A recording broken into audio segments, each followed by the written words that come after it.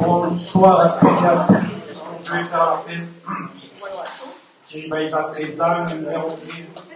Jean Christophe, Camille Army, Garcia Josepha, Jean Marcel, Jiménez Silva, Nicolas Thomas, Marie-Hélène, Carvat Sérapé, Munoz Dominique, Archibald Nicolas, Galabou Munoz Sandrine, Bouffini Hervé, Boudé Emmanuel, Croix Roger, Carlo Vanessa, Laurent David, Agnès Delphine, Catholique Pouvoir, M. Hervé Bouffinier, Boudjema, vraiment, il n'a pas donné le pouvoir. Laurent Patricia qui a donné le pouvoir à Annie Calibert. Deleu Jean-François. Présent. Boignel Charlinin. Présent. Défay Simon. Présent. Carrion Fleur. Présent. Estrada Gisèle, Caluba Gisèle. Présent. Falcon de Lucas Chantal qui a donné le pouvoir à Pascaline Dardé Pascaline. Présente. Goudard Nicolas. Gaspard Didier. Présent. Boula Taïssa. Bendria Myriam. Et Focage. Présent. Voilà, je vais passer les feuilles de la feuille de marchement.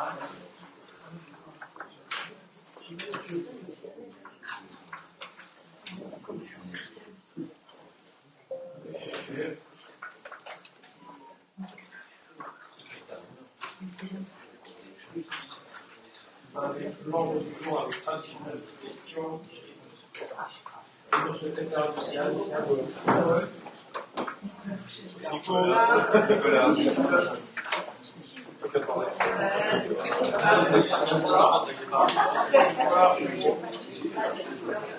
Alors, la question numéro 2, c'est l'approbation du procès verbal du 22 septembre 2017.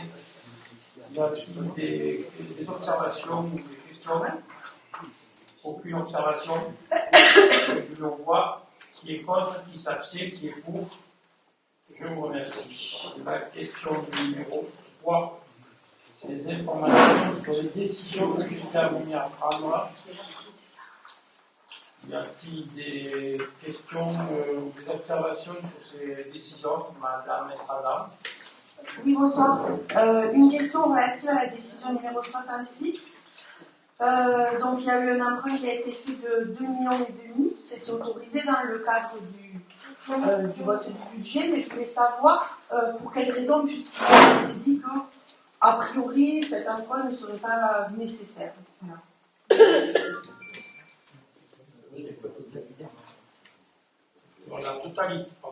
La totalité de l'emprunt ne sera pas nécessaire. C'est-à-dire qu'en fonction des subventions, de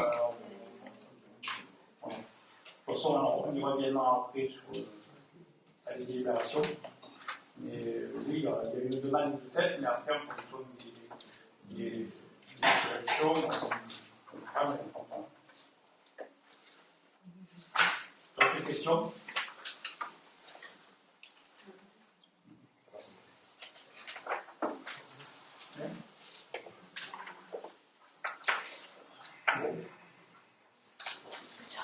Les questions numéro 4, financer, c'est les refacturations entre le budget principal et le budget annexe. Et là, je laisse la parole à M. Marcel Grainer. Merci, M. le maire.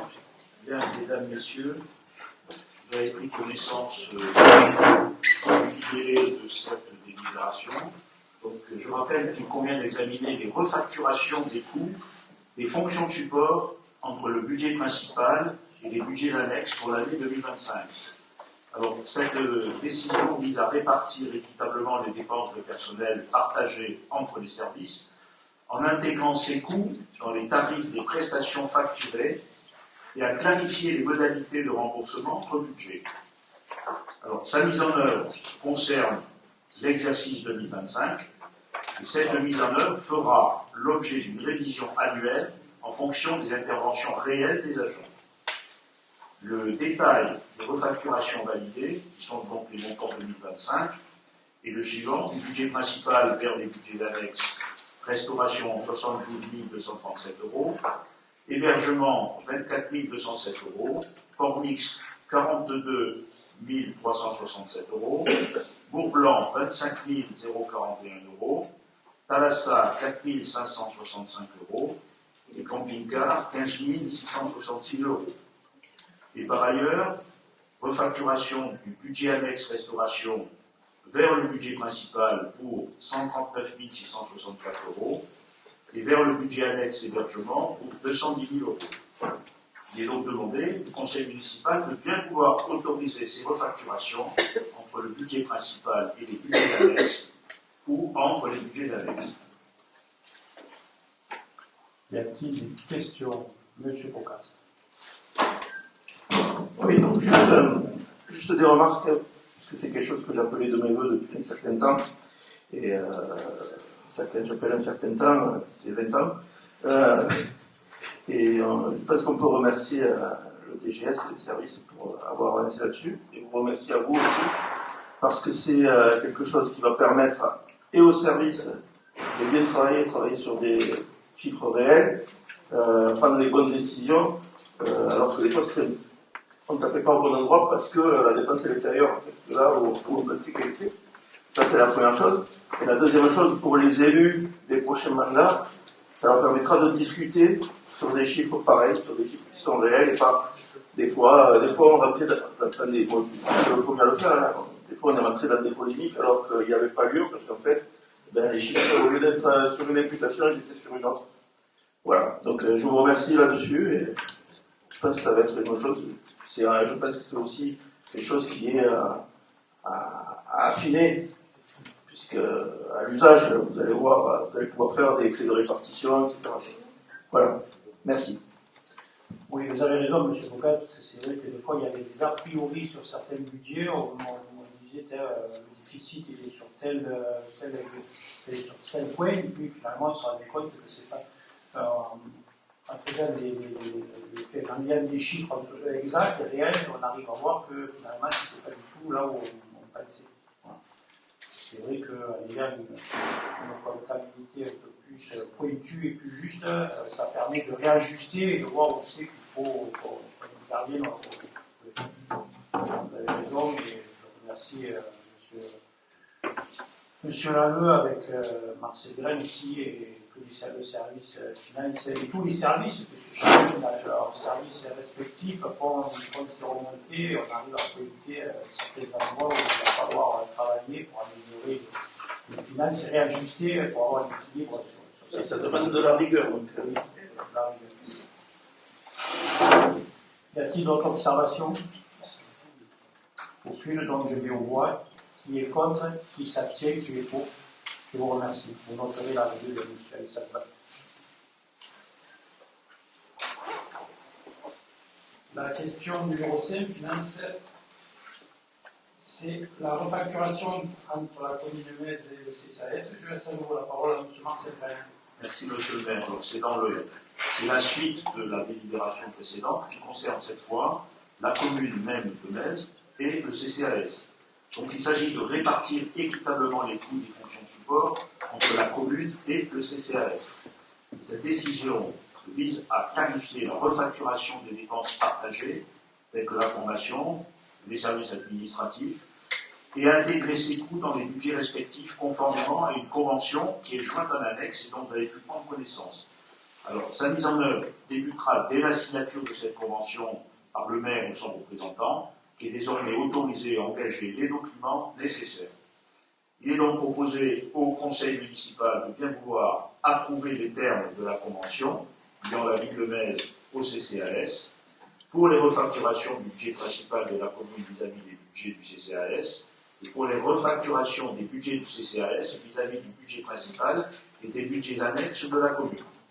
Et enfin, autoriser M. le maire ou son représentant à signer tout document relatif à ces dossiers. Y a-t-il des questions ou des observations? Aucune, donc je me vois qui est contre, qui s'abstient, qui est pour. Je vous remercie. La question numéro 6, c'est une décision modificative technique, une correction d'une erreur matérielle. Je laisse à nouveau la parole à M. Marcel Granin. Merci, M. le maire. Donc, cette EDM a pour seul objet de corriger une erreur matérielle intervenue lors du transfert des flux budgétaires du budget primitif 2025 vers la maquette comptable.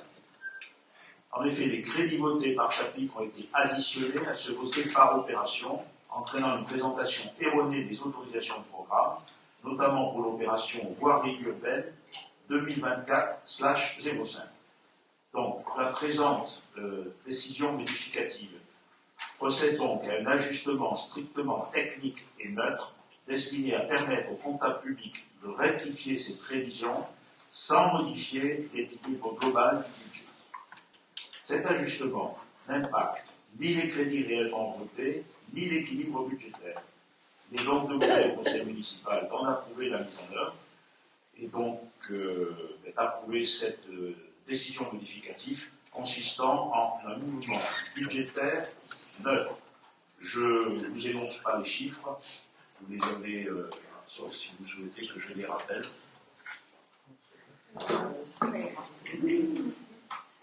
Y a-t-il des questions, d'observations? Aucune. Donc je me vois qui est contre, qui s'abstient, qui est pour. Je vous remercie. La question numéro 7. Finance, c'est le budget principal, décision modificative numéro 2. Je laisse à nouveau la parole à M. Marcel Granin. Merci, Monsieur le maire. Alors, cette décision modificative ajuste les crédits en fonction des réalisations à ce jour et des notifications intervenues en cours d'exercice. Alors, s'agissant du fonctionnement, donc plus 132 662,30 €, qui concerne la surconsommation d'eau liée à la panne estivale de la pompe du puits du stade des Cesquiers, le surcoût de l'entretien du matériel roulant suite au départ du garagiste, l'actualisation des atténuations de produits et des recettes fiscales, dotations et produits financiers, et des opérations d'ordre permettant de comptabiliser les amortissements, les subventions d'investissement et l'ensemble dégageant un autofinancement de 55 000 € garantissant l'équilibre de la section. Ensuite, en investissement, le montant est de plus 64 122,98 €, conformément au document notificatif qui vous a été diffusé. Ces ajustements concernent, en dépenses, la prise en charge d'une soulte de servitude, l'inscription en subvention d'équipement versé, le paiement à l'aéroénergie, compensé par une réévaluation à la baisse d'une dépense de matériel de transport. Ensuite, en recettes, des ajustements à la baisse sur les fonds et dotations. Et en parallèle, les subventions d'investissement sont réévaluées à la hausse au vu des notifications reçues, ce qui permet de réduire le recours à l'emprunt. Les écritures d'ordre assurent l'équilibre global de la section. Donc, avec intégration de ces modifications, le budget 2025 du budget principal, budget primitif et décision modificative, s'élève à 20 905 376,30 € en section de fonctionnement et à 11 799 829,26 € en section d'investissement. Et donc je propose à l'Assemblée délibérante de bien vouloir approuver la décision modificative numéro 2 du budget général 2005. Y a-t-il des questions? Monsieur Foucault. Peut-être pas une question d'ordre financier avec un lien direct. On parle du départ du garagiste. Donc il a un départ de la commune ou de son poste? Oui, il est parti, il a pris une disponibilité et du coup, on a refait un recrutement. Voilà. Ah, donc on va le remplacer. Oui, bien sûr. Mais déjà, comme vous voyez la somme voilà. de surcoût, ça vaut quand même le coup d'avoir un garagiste. Bien sûr. Okay. Voilà. Donc comme il est parti, il a fallu le laps de temps, déjà on a payé le temps qu'il fasse tout son dossier corrigé, on a resté pendant pas mal de temps. Et puis, bon, derrière, on a lancé un recrutement. Le temps que le recrutement se fasse. Donc, le 10 décembre, le nouveau garagiste sera dans le poste. Voilà.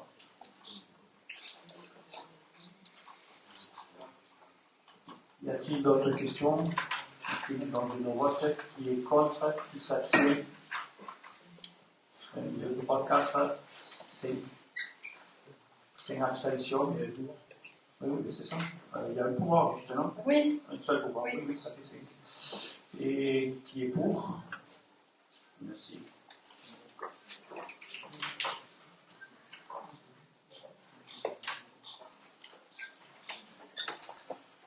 La question numéro 8, finance sur le budget annexe au restaurant municipal, décision modificative numéro 1. Je laisse la parole à Mme Vanessa Calvo. Merci, Monsieur le maire.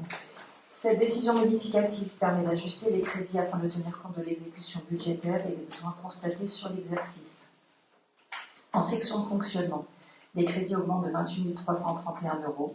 Cette évolution résulte principalement du renforcement des dépenses d'alimentation, plus 12 000, et des charges de personnel mises à disposition, plus 32 000. Les dotations aux amortissements sont par ailleurs intégrées pour 5 850 €. L'équilibre de la section est assuré par un virement à l'investissement de 21 519 €, tandis que les recettes sont ajustées par la hausse des produits de service pour un montant équivalent. En section d'investissement, les ajustements représentent moins 5 000 €. Il y a une réduction des immobilisations corporelles. Les recettes sont mises à jour pour tenir compte d'une subvention régionale complémentaire, plus 10 669 €, et des écritures d'ordre, tout en intégrant le virement de la section de fonctionnement. Après intégration de cette DM, le budget 2025 s'établit à 1 993 854 € en fonctionnement et 112 343,45 € en investissement, en dépenses et en recettes. Il est demandé au Conseil municipal de bien vouloir approuver cette DM. Y a-t-il des questions ou observations? Aucune, donc je me vois. Qui est contre, qui s'abstient, qui est pour? Je vous remercie. La question numéro 9, c'est finance, toujours sur le budget annexe de l'hébergement municipal 2025, décision modificative numéro 1. Je laisse à nouveau la parole à Mme Vanessa Calvo. Merci, Monsieur le maire. Cette décision modificative vise à ajuster les crédits pour tenir compte des refacturations entre budget et les dotations aux amortissements d'exercice. En section de fonctionnement, un virement de 24 210 € est opéré entre chapitres par une diminution du chapitre des charges à caractère général et une augmentation du poste personnel mis à disposition. Les recettes de fonctionnement progressent de 1 500 € sur les prestations de services et s'équilibrent par des opérations d'ordre liées aux dotations aux amortissements, plus 3 900 €, et un virement d'équilibre de moins 2 400 € vers l'investissement. En section d'investissement, les crédits augmentent de 1 500 € pour les immobilisations corporelles, financées par les opérations d'ordre et le virement interne. Le budget 2025 s'élève à 297 021,70 € en fonctionnement et 89 187,99 € en investissement, en dépenses et en recettes. Il est demandé au Conseil municipal de bien vouloir approuver cette DM. Y a-t-il des questions? Aucune, donc je me vois. Qui est contre, qui s'abstient, qui est pour? Je vous remercie. La question numéro 10.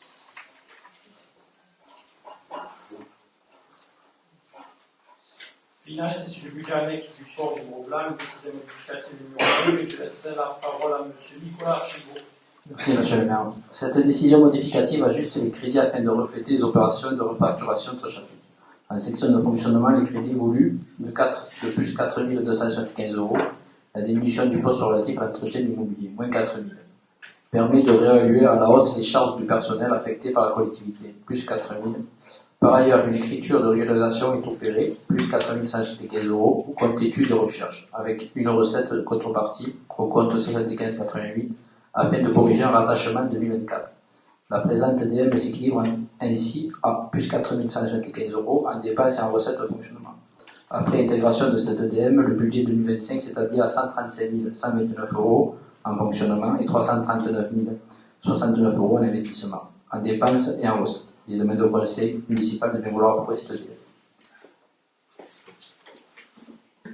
Y a-t-il des questions? Monsieur Asmar. Est-ce qu'on pourrait avoir quelques précisions dans ces dépenses? Il s'agit d'études, il s'agit de personnel, exactement. Il s'agit de quoi?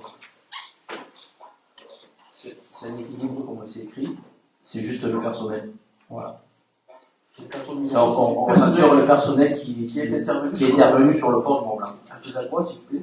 Ben, la comptabilité, les secrétaires, les travaux, voilà. Voilà.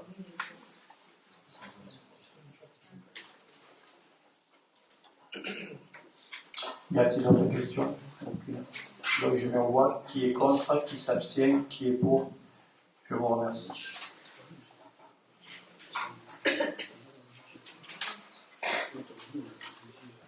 Question numéro 11, c'est finance et ce budget annexe du port mix, décision modificative numéro 2. Je laisse la parole à nouveau à M. Nicolas Archegos.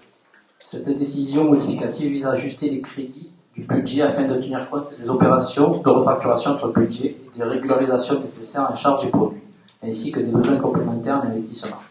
En fonctionnement, les crédits sont montés de 30 087 €. Cette évolution tient principalement au renforcement des charges de personnel mises à disposition, plus 27 767 €. Il y a plusieurs ajustements en charges spécifiques. Les recettes sont ajustées à due concurrence, notamment sur les ventes et les produits finis, les prestations de services et une subvention d'exploitation. Les dotations aux amortissements sont intégrées pour 3 721 € et l'équilibre est assuré par un virement à l'investissement de moins 3 502 €. En investissement, une hausse globale de 81 628 € permet de financer des immobilisations supplémentaires, chapitres 21 et 22, et de régulariser une avance liée aux travaux. Les recettes sont abondées par un emprunt de 54 000 €. Les écritures d'ordre et le virement de la section de fonctionnement. Le budget 2025 s'établit ainsi à 444 791 € en fonctionnement de 524 260 €, en investissement et en dépenses et en recettes. Il est demandé au conseil municipal de bien vouloir approuver ce DL. Y a-t-il des questions? Aucune, donc je vous vois qui est contre, qui s'abstient, qui est pour. Je vous remercie.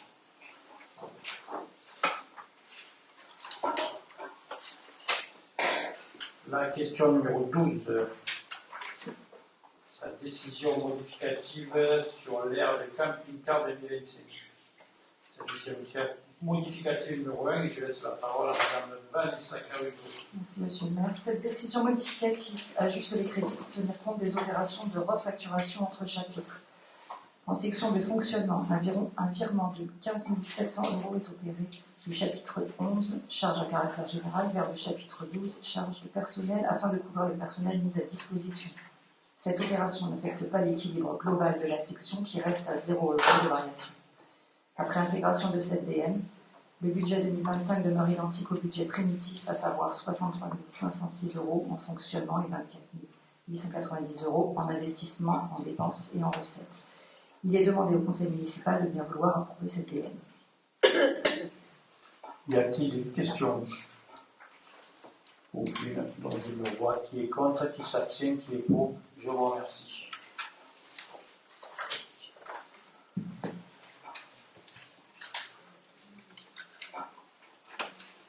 La question numéro 13, finance, c'est le budget annexe du village total 2025, décision modificative numéro 1. Je laisse la parole à Mme Vanessa Caruso.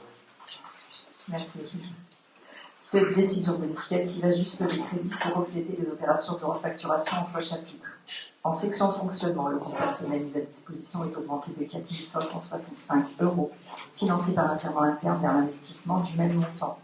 En section d'investissement, les crédits sont ajustés à la baisse sur les immobilisations corporelles, moins 4 565 €, conformément au niveau réel de consommation. Après intégration de cette DM, le budget 2025 s'établit à 70 634 € en fonctionnement et 86 022 € en investissement, en dépenses et en recettes. Il est demandé au conseil municipal de bien vouloir approuver cette DM. Y a-t-il des questions? Aucune. Donc je me vois qui est contre, qui s'abstient, qui est pour. Je vous remercie.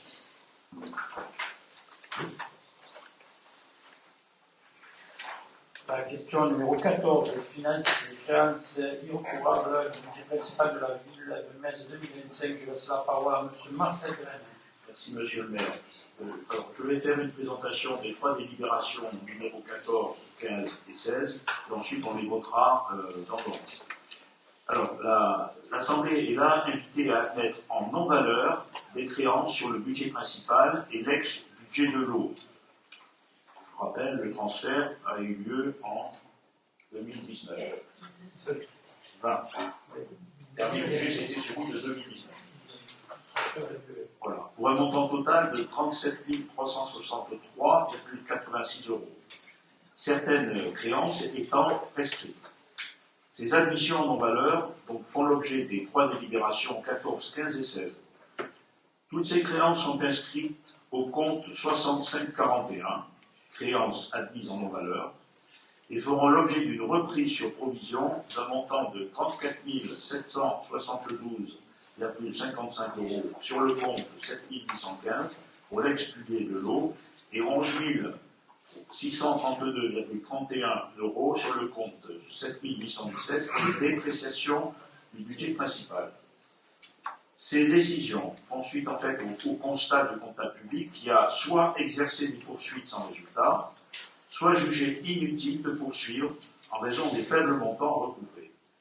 Cette opération permet de régulariser les comptes tout en maintenant l'équilibre budgétaire. Il est donc demandé au Conseil municipal de bien vouloir approuver l'admission en non-valeur des titres de recettes présentés par le comptable public pour la délibération numéro 14, 16 522,77 €, la 15 pour 6 447,40 € et la 16 pour 7 852,69 €. Y a-t-il des questions? Aucune, donc je vais passer au voix. Pour la question numéro 14, qui est contre, qui s'abstient, qui est pour? Je vous remercie. Pour la question numéro 15, qui est contre, qui s'abstient, qui est pour? Je vous remercie. Pour la question numéro 16, qui est contre, qui s'abstient, qui est pour? Je vous remercie. Pour la question numéro 17, c'est les finances, c'est quel c'était le budget principal de l'année 2025. Monsieur le maire. Merci, Monsieur le maire. Alors, Conseil de délibération, nous sommes invités à admettre en créance éteinte des sommes devenues irrécouvrables sur le budget principal et l'ex-budget de l'eau pour un montant total de 3 919,14 €, certaines créances étant prescrites. Ces créances sont inscrites au compte 6 542, créances éteintes, et feront l'objet d'une reprise sur provision d'un montant de 786,83 € sur le compte 7815 pour l'ex-budget de l'eau et 3 132,31 € sur le compte 7817 pour les dépréciations du budget principal. Les décisions font suite donc au constat du comptable public qui justifie la qualification de créance éteinte conformément à l'article R 2342-4 du Code général des collectivités territoriales. Cette opération permet de régulariser les comptes tout en maintenant l'équilibre budgétaire. Il est donc demandé au Conseil municipal de bien vouloir approuver l'admission en créance éteinte des titres de recettes présentés par le comptable public pour un montant total de 3 919,14 €. Y a-t-il des questions? Aucune. Donc je me vois qui est contre, qui s'abstient, qui est pour? Je vous remercie. La question numéro 18. La délibération concerne le titre de recette numéro 1151 émis le 19/08/2025 au titre de la restauration scolaire et préscolaire à l'encontre d'une famille de la ville de Metz. Compte tenu du décès de la femme bénéficiaire de la prestation, le maintien de cette créance 67,34 € du budget du portefeuille. L'Assemblée décide de solliciter auprès du comptable public la remise gracieuse de ce titre d'imputer à la déclaration courante au compte 6588, charges diverses de gestion courante. Il est donc demandé au Conseil municipal de bien vouloir solliciter auprès du comptable public la remise gracieuse du titre de recette. Y a-t-il des questions? Je ne sais pas sur ce sujet-là. Donc, qui est contre, qui s'abstient, qui est pour? Je vous remercie pour ça.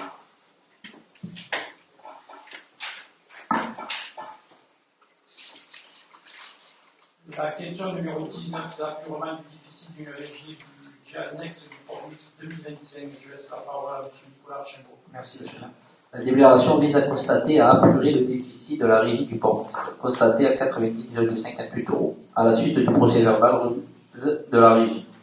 Il est rappelé que ce déficit ne peut être mis à la charge du régisseur. L'Assemblée décide donc à son apurement par imputation sur le budget communal. Il y a un mandat au compte 6588, charges diverses et gestion courante. Il est demandé au conseil municipal de bien vouloir constater le déficit et décider de son apurement. Y a-t-il des questions? Aucune. Donc je ne vois qui est contre, qui s'abstient, qui est pour. Je vous remercie.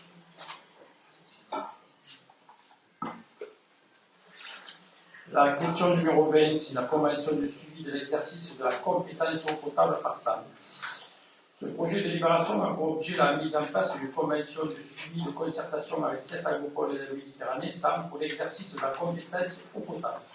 Cette décision vise à renforcer la transparence, la coordination et l'efficacité de la gestion de l'eau potable dans l'intérêt des usagers tout en respectant les principes de coopération territoriale. Vu la loi numéro 2015-991 du 7 août 2015, loi NOTRe, transférant la compétence eau potable aux communautés d'agglomération depuis le 1er janvier 2020, considérant que la SAM assure la gestion de l'eau potable de Metz, régie directe pour la contribution, délégation du syndicat de Balanguedoc pour la production et l'adduction. Considérant la demande de la ville de Metz par courrier du 9 juillet 2024 pour la mise en place d'un dispositif d'information et de concertation régulier, afin d'associer les élus locaux au suivi de cette compétence. Je vous propose donc d'approuver la convention de suivi avec SAM définissant un comité de pilotage, élus et responsables techniques, pour des enjeux stratégiques, tarification, travaux, rapports prix et qualité.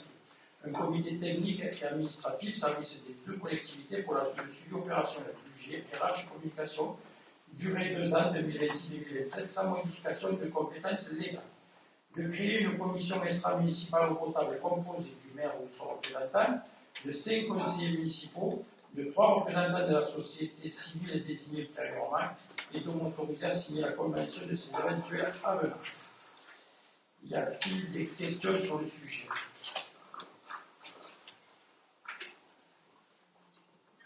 Aucune. Voilà, sachez que ça vous permettra déjà d'avoir un œil sur le budget de l'eau. Jusqu'à présent, on n'avait aucun chiffre, on ne connaissait pas le budget de l'eau, c'est même pas si officiel sur la ville de Metz, ça ne rien du tout. Et là, ça va nous permettre d'avoir tous les éléments et de juger par nous-mêmes et de faire en sorte que, parce que jusqu'à présent, le budget de l'eau à Metz est la moins chère de l'agneau. Et si on avait laissé faire, chaque année, on faisait des augmentations pour avoir un ajustement avec les autres. Alors surtout qu'on n'a pas, chacun n'a pas son mode de gestion, hein. Nous sommes en régie, d'autres c'est des sociétés qui les gèrent, chacun a son mode de gestion, mais je ne vois pas pourquoi on serait tous pareils, ou alors qu'on soit tous en régie, on est vraiment, voilà. Quoi qu'il en soit, notre service marche très bien. Sur les derniers chiffres, sachez que le Metz, contrairement à ce qu'il avait été dit, on a le meilleur réseau. En termes de rendement, on est passé à 4,4, je vois, les derniers rapports. Et sur les pertes, là aussi, on a le meilleur réseau de toute la zone.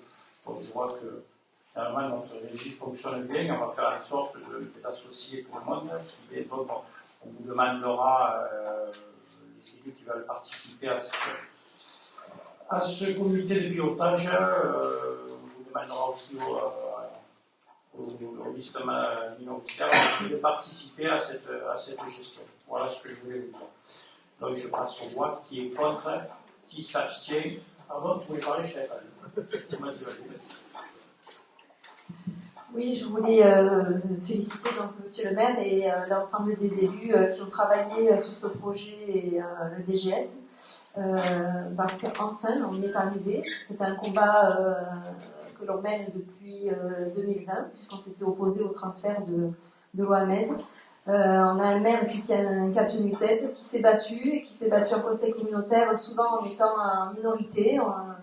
Ça n'a pas été facile, mais enfin, il a obtenu une écoute. Donc, comme quoi, quand on se bat et qu'on veut aller au bout des projets et qu'on veut mener à bien avec ambition ce pourquoi on croit et défendre les intérêts de sa commune, Et voilà, il est arrivé et voilà, je voulais me féliciter et féliciter l'ensemble des élus et des services qui ont travaillé sur cette délibération.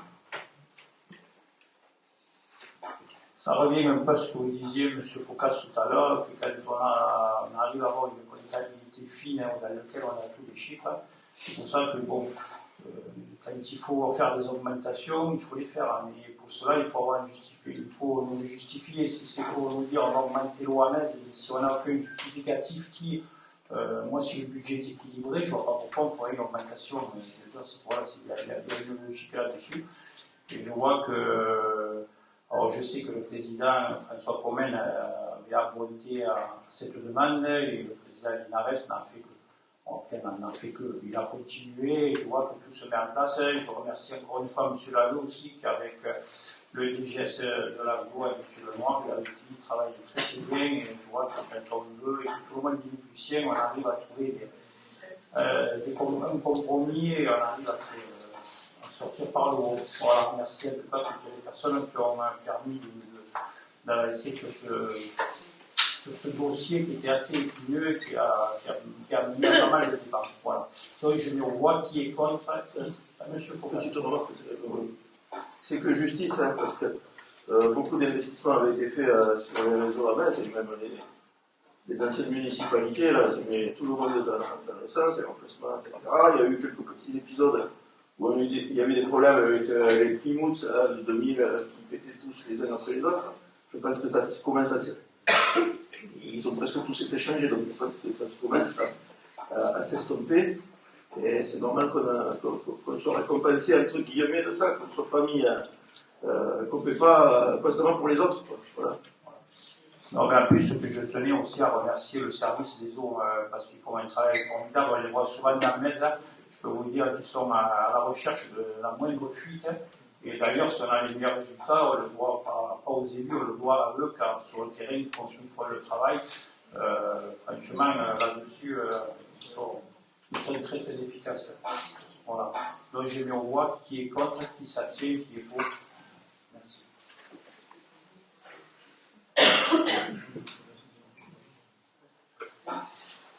La question numéro 21. Ressources humaines, c'est l'attribution d'un véhicule de fonction, et je vais laisser la parole à M. Séraphin Parent. Merci, M. le maire. Les textes légaux et réglementaires nous permettent d'attribuer au directeur général des services d'une collectivité comme la nôtre, au vu des contraintes de disponibilité inhérentes à sa fonction, un véhicule de fonction. Donc, une délibération annuelle est nécessaire depuis la loi pour la transparence de la vie publique du 11 octobre 2013 à la date anniversaire de la première de la délibération précédente. Donc, c'est la proposition qui est faite au Conseil ce soir. La délibération que vous avez donc, en détail les modalités, avec notamment la limitation au territoire national, la prise en charge des frais et le véhicule de fonction est donc assujetti à la déclaration en avance de la nature, et nous proposons l'option forfaitaire prévue par les textes à cet effet. Y a-t-il des questions? Monsieur Foucault. On vote chaque année, mais on ne donne pas un véhicule supplémentaire chaque année. Il faudrait lui acheter le garage aussi. Il a changé à aussi.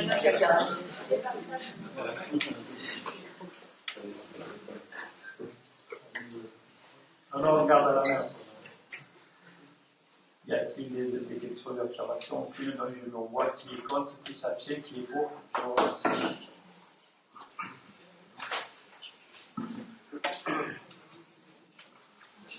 La question numéro 22 sur ressources humaines, c'est la modification du tableau des effectifs. Et je laisse la parole à M. Séraphin. Donc là, c'est la délibération traditionnelle au niveau de l'évolution de la vie des services. Sur celle d'aujourd'hui, il nous convient d'approuver la proposition relative à la création de 16 postes permanents au sein des budgets général et cuisine. Il s'agit en l'occurrence, pour tous ces postes, d'avancement de grade pour les agents concernés et pour 2 agents de changement de service, un de changement de filière et un autre de changement de service de budget qui était au focus, qui était au service général. Voilà. Donc cette délibération concerne 16 postes au budget général, un poste au budget cuisine. Il est demandé au conseil municipal d'approuver la modification des tableaux des effectifs, de donner pouvoir à M. le maire de signer tous les documents nécessaires à la mise en œuvre de cette délibération. Y a-t-il des questions? Aucune, donc je vous vois qui est contre, qui s'abstient, qui est pour. Je vous remercie.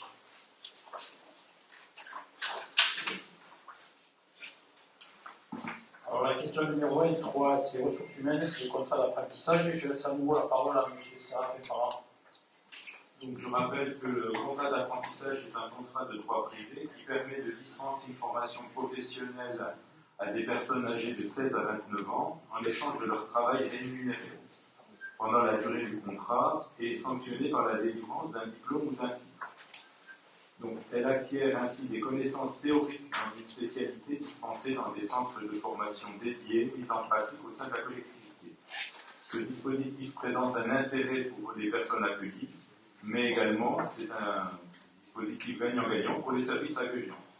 Donc, la ville de Metz a eu recours à ce type de contrat et souhaite à nouveau l'utiliser pour former un chargé de communication qui préparera un master communication publique, associative et culturelle durant 24 mois. Donc, il est demandé au conseil municipal d'autoriser l'autorité territoriale à exécuter toutes les démarches nécessaires pour le recrutement d'un apprenti, conformément au tableau qui est mentionné dans la délibération, de préciser que les crédits nécessaires sont inscrits au budget général et d'autoriser M. le maire ou son représentant à signer tout document relatif à ce dispositif et notamment le contrat d'apprentissage ainsi que les conventions conclues avec l'université. Y a-t-il des questions sur le sujet? Oui, sachez, je remercie aussi les services parce que bon, les apprentissages, ça demande aussi un suivi pour les services. Et cette année, on a eu, ce que j'appelle de dire à M. Lalleux, nous avons eu un grand nombre de stagiaires, de demandes de stage. On a fait en sorte de tous les prendre, mais ça n'a pas été évident pour les services d'arriver à prendre des stagiaires avec eux. Voilà, je les remercie de faire l'effort et de c'est arrivé de pouvoir satisfaire aux demandes de nos jeunes. Oui, l'apprentissage, c'est encore quelque chose qui marche, malgré toutes les attaques actuelles que nos gouvernants font, c'est-à-dire qu'on défait. Chaque fois qu'il y a quelque chose qui marche, ça en face, on le défait. Ça s'est passé pour les heures supplémentaires défiscalisées, ça se passe pour le contrat d'apprentissage, je crois qu'on est un pays de Mazur.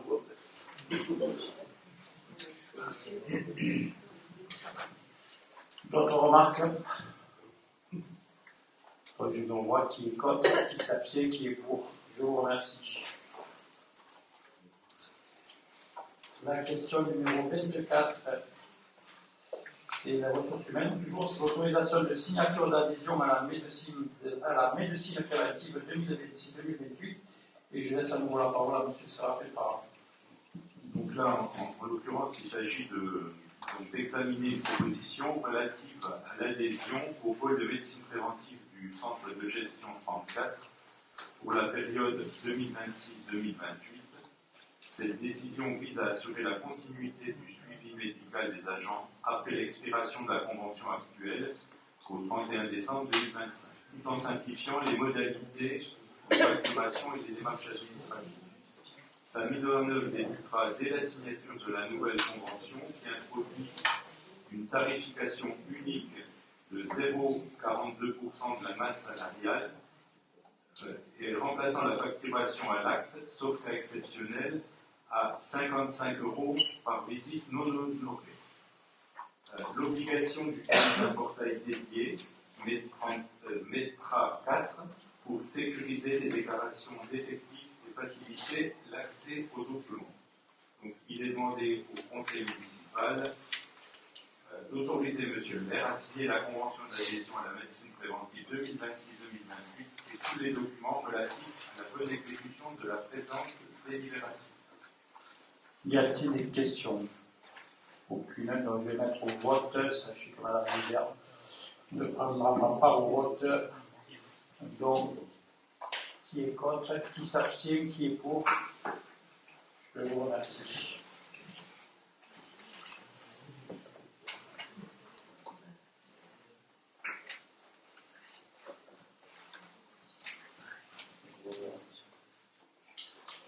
La question numéro 25, ressources humaines, c'est l'adhésion au contrat d'assurance et de risque retenu par le CDG 34 2026-2029. Et je laisse à nouveau la parole à M. Séraphin.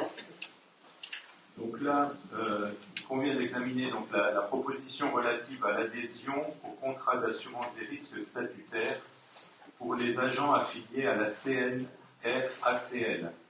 Il s'agit des agents titulaires souscrits par le Centre de gestion de la fonction publique territoriale de l'Hérault.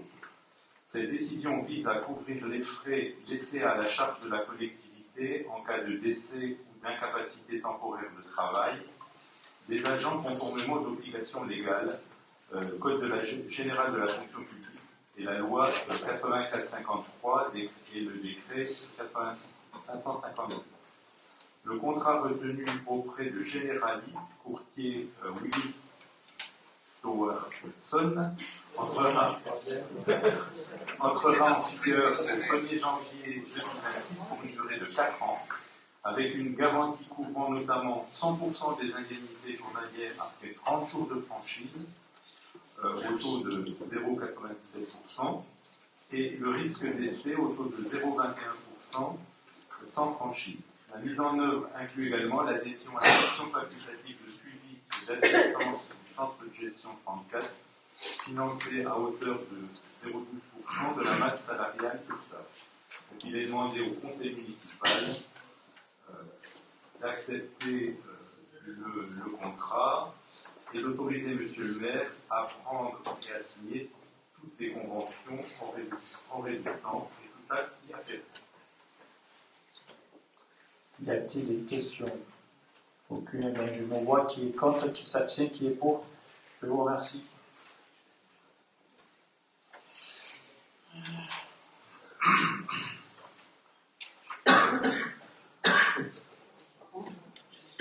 La question numéro 26, foncier, l'approbation de la convention relative à l'abandon amiable de la servitude de but entre la commune de Metz et Mme Pierre Jeunesse. Et je laisse la parole à M.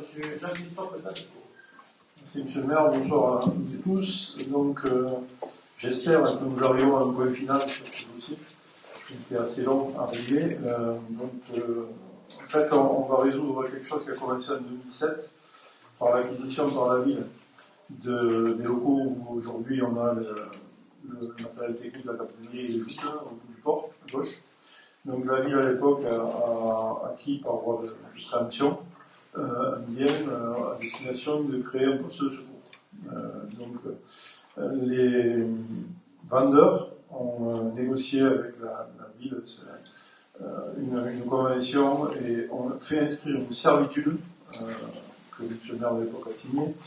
Cette servitude portait sur le fait qu'il fallait rétablir la vue de la terrasse qui donne donc sur le jardin monté, la vue sur l'étang. En gros, donc, on a acheté un hangar avec une toit battue dans le sens qui arrivait sur la terrasse.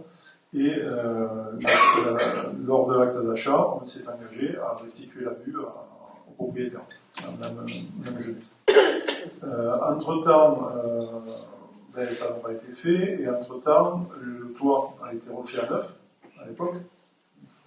40 000 euros. 40 000 euros de travaux. Donc lors de cette phase de travaux, il aurait peut-être été possible de faire la vue, mais ça n'a pas été fait.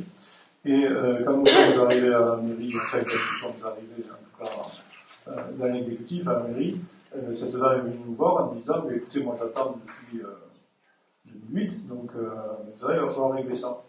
Donc on a fait une estimation pour abattre le toit, restituer la vue, 175 000 euros en gros, avec des problèmes techniques aussi sur le hangar, qui est occupé, etc. On a essayé de négocier et puis on arrive enfin aujourd'hui, je pense, à un accord. Donc ce qu'on propose au conseil municipal, c'est de signer la convention que nous avons négociée avec, je remercie M. Lajou aussi pour son intervention, avec le notaire de la famille, qui a été assez conciliante à la famille, puisqu'elle a attendu assez longtemps. Donc ce soir, ce qu'on vous propose, la convention qui est jointe, que vous avez reçue, ça permet de régler définitivement ce litige. Donc en gros, ça consiste en quoi? On abandonne le fait de détruire la hauteur actuelle du hangar. On s'engage par contre, donc contre cet abandon, on va verser une soulte de 60 000 euros. On s'engage par contre en 2028 à recouvrir le toit qui est aujourd'hui un toit industriel avec des tuiles, de façon à ce que esthétiquement ça soit quand même, ça corresponde à quelque chose qui est un centre-ville. Et on s'engage à ne pas construire au-delà de la hauteur actuelle à l'avenir. Voilà. Et il y a aussi un engagement, mais qui a peu d'objets, mais qui consiste à dire qu'on ne mettra pas de locaux commerciaux à cet endroit, mais on a un PPRI rouge, donc on ne peut pas créer un mètre carré de surface constructible. Voilà, en gros, je vous ai résumé très simplement des mois de discussion Voilà. Donc, j'espère que vous allez autoriser M. le maire à signer cette convention qui nous permettrait de sortir de cette impasse dans laquelle on a découvert qu'on avait été engagé. Voilà, donc, je propose au conseil municipal d'approuver la convention qui est jointe, d'autoriser M. le maire, ou son représentant, mais je pense que c'est M. le maire, et d'inscrire et d'engager les dépenses. Donc vous avez vu dans l'ADN, il y avait 60 000 euros, il y avait 64 000 euros dans l'ADN, en fait il y a 62 000 qui viennent de là. Voilà, je vous propose d'autoriser M. le maire, sachant que si vous autorisez M. le maire, ça pourra être signé dès le 28. Voilà, donc ça permettrait de clôturer tout ça. Y a-t-il des questions, M. Aspar? Juste au sujet du terrain, on n'en a pas parlé, il s'agit de quoi ce panneau de terrain? Alors, lors de l'achat, comme rien n'est simple, sur la parcelle qui constitue le garage de la maison de Mme Jeunesse, il y a un mur porteur avec des piliers, et tout le long donc, du côté quai du port jusqu'au jardin monté, cette bande de 30 mètres carrés est restée municipale. Donc, on règle aussi ça, qui n'avait aucun objet, hein, enfin, si ce n'est que si on est venu garder cette bande-là, mais il fallait reconstruire le mur porteur, faire les ouvertures par rapport au garage, c'était impossible. Donc on règle, y compris ce problème foncier, il y a une bande linéaire en fait, de terrain qui correspond à deux murs porteurs qui était inclus en fait, chez Madame Jeunesse, mais appartenant à la mairie pour rez-de-chaussée. Quelque chose d'insoluble. Le mur est chez nous et la partie de terrain est chez eux, dans leur garage. C'est leur garage.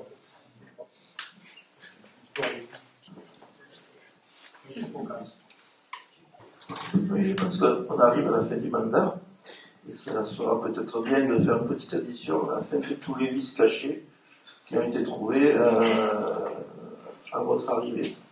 Et pour bien expliquer aux Mésois combien ça leur a coûté, parce que nous on est là autour de la table, mais ça nous coûte à nous, mais ça nous coûte à toute la population, toutes ces gentillesses. Oui, surtout que quand on a refait le toit, je crois que le toit il a dû être fait il y a 7 ou 8 ans. C'est le seul toit neuf qu'on a refait. On l'a fait pas aux normes, puisqu'on l'a fait avec les rites. Hein.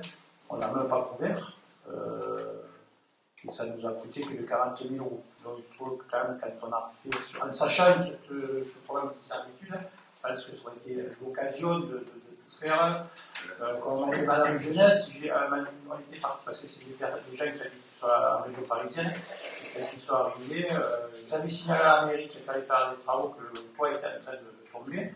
Quand ils sont revenus, tout a été refait, on a dit il n'y a plus de tuiles, il n'y a plus rien.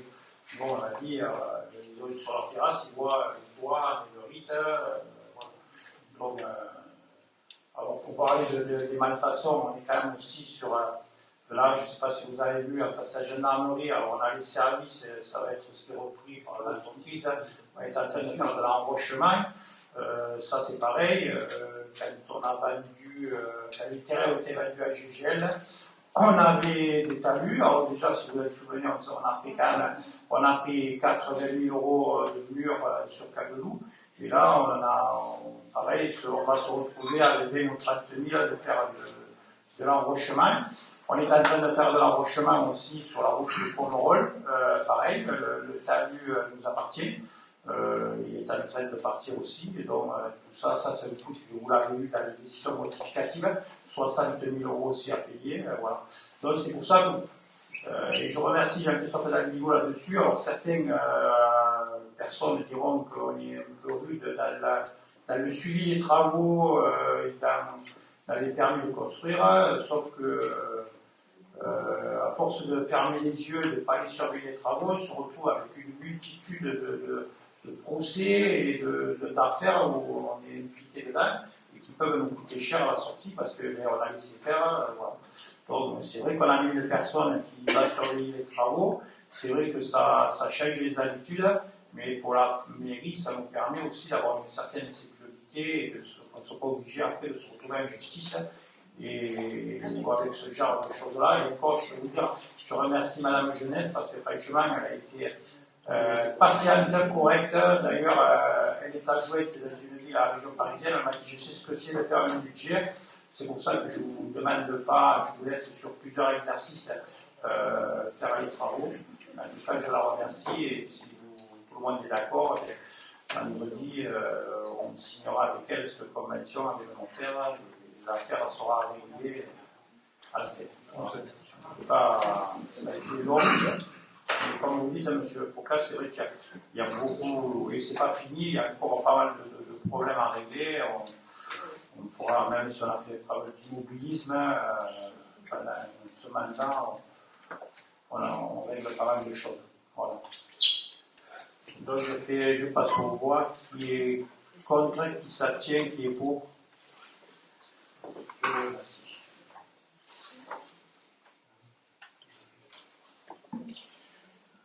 Je passe à une question numéro 27. Foncier sur l'acquisition amiable d'une parcelle en zone naturelle du dit la Prade, des cas 90 et 7. La parole à M. Dalmigo. Merci, M. le maire. Donc, pour le foncier, donc, on rentre dans des délibérations qui ont concerné en fait des préemptions en révision de prix, de façon à ce que les prix agricoles soient régulés. On a une entente avec la SAFER et une surveillance foncière sur les parcelles qui pourraient partir en carbonisation notamment.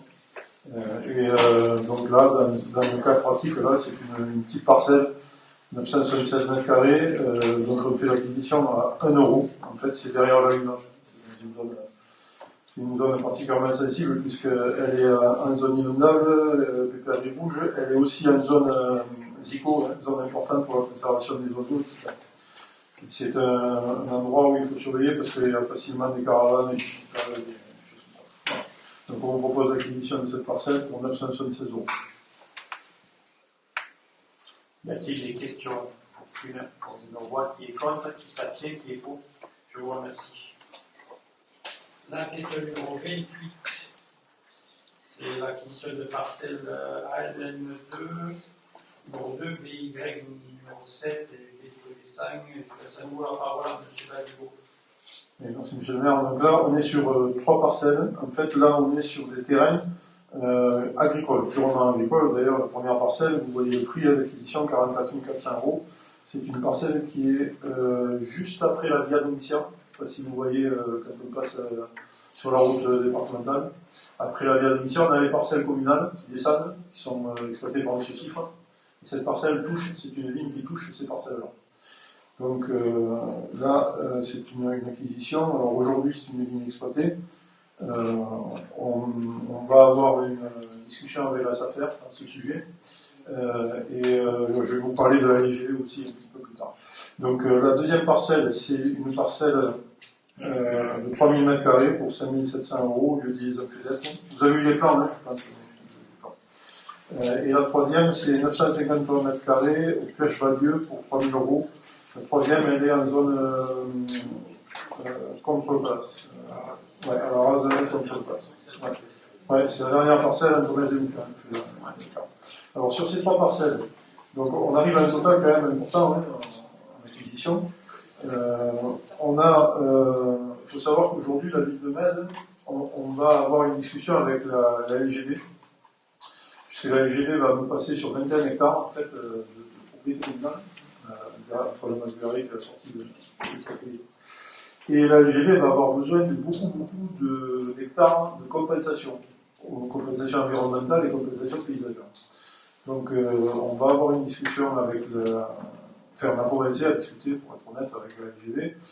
Et ce type de parcelles, notamment les parcelles près des zones humides ou les parcelles agricoles non exploitées en tout cas, ou à réhabiliter, elles vont être très recherchées par la LGD qui va soit en acquérir la propriété, soit les louer pour 30 ans au titre des compensations environnementales, en les entretenant pour que telle espèce retrouve son habitat. Voilà. Donc aujourd'hui on a fait pas mal de plantations ces dernières années et on a une capacité à discuter sur plusieurs hectares de parcelles qui pourraient servir de compensation environnementale, soit sur des zones humides, soit sur des zones agricoles. Voilà. Donc il faut savoir que ces acquisitions-là, ça ne va pas rester dans le patrimoine sans rien faire. Ça va servir soit à la compensation environnementale, soit pour la vigne exploitée, en envoyant vers la SAFER, s'il peut y avoir un agriculteur qui est intéressé, il sera prioritaire. Voilà. Donc je vous propose de faire ces acquisitions qui vont augmenter le patrimoine communal.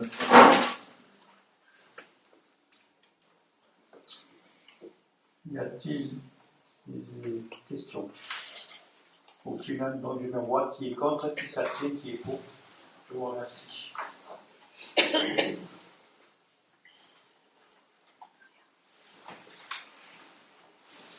La question numéro 29, c'est le rapporteur, ce sera M.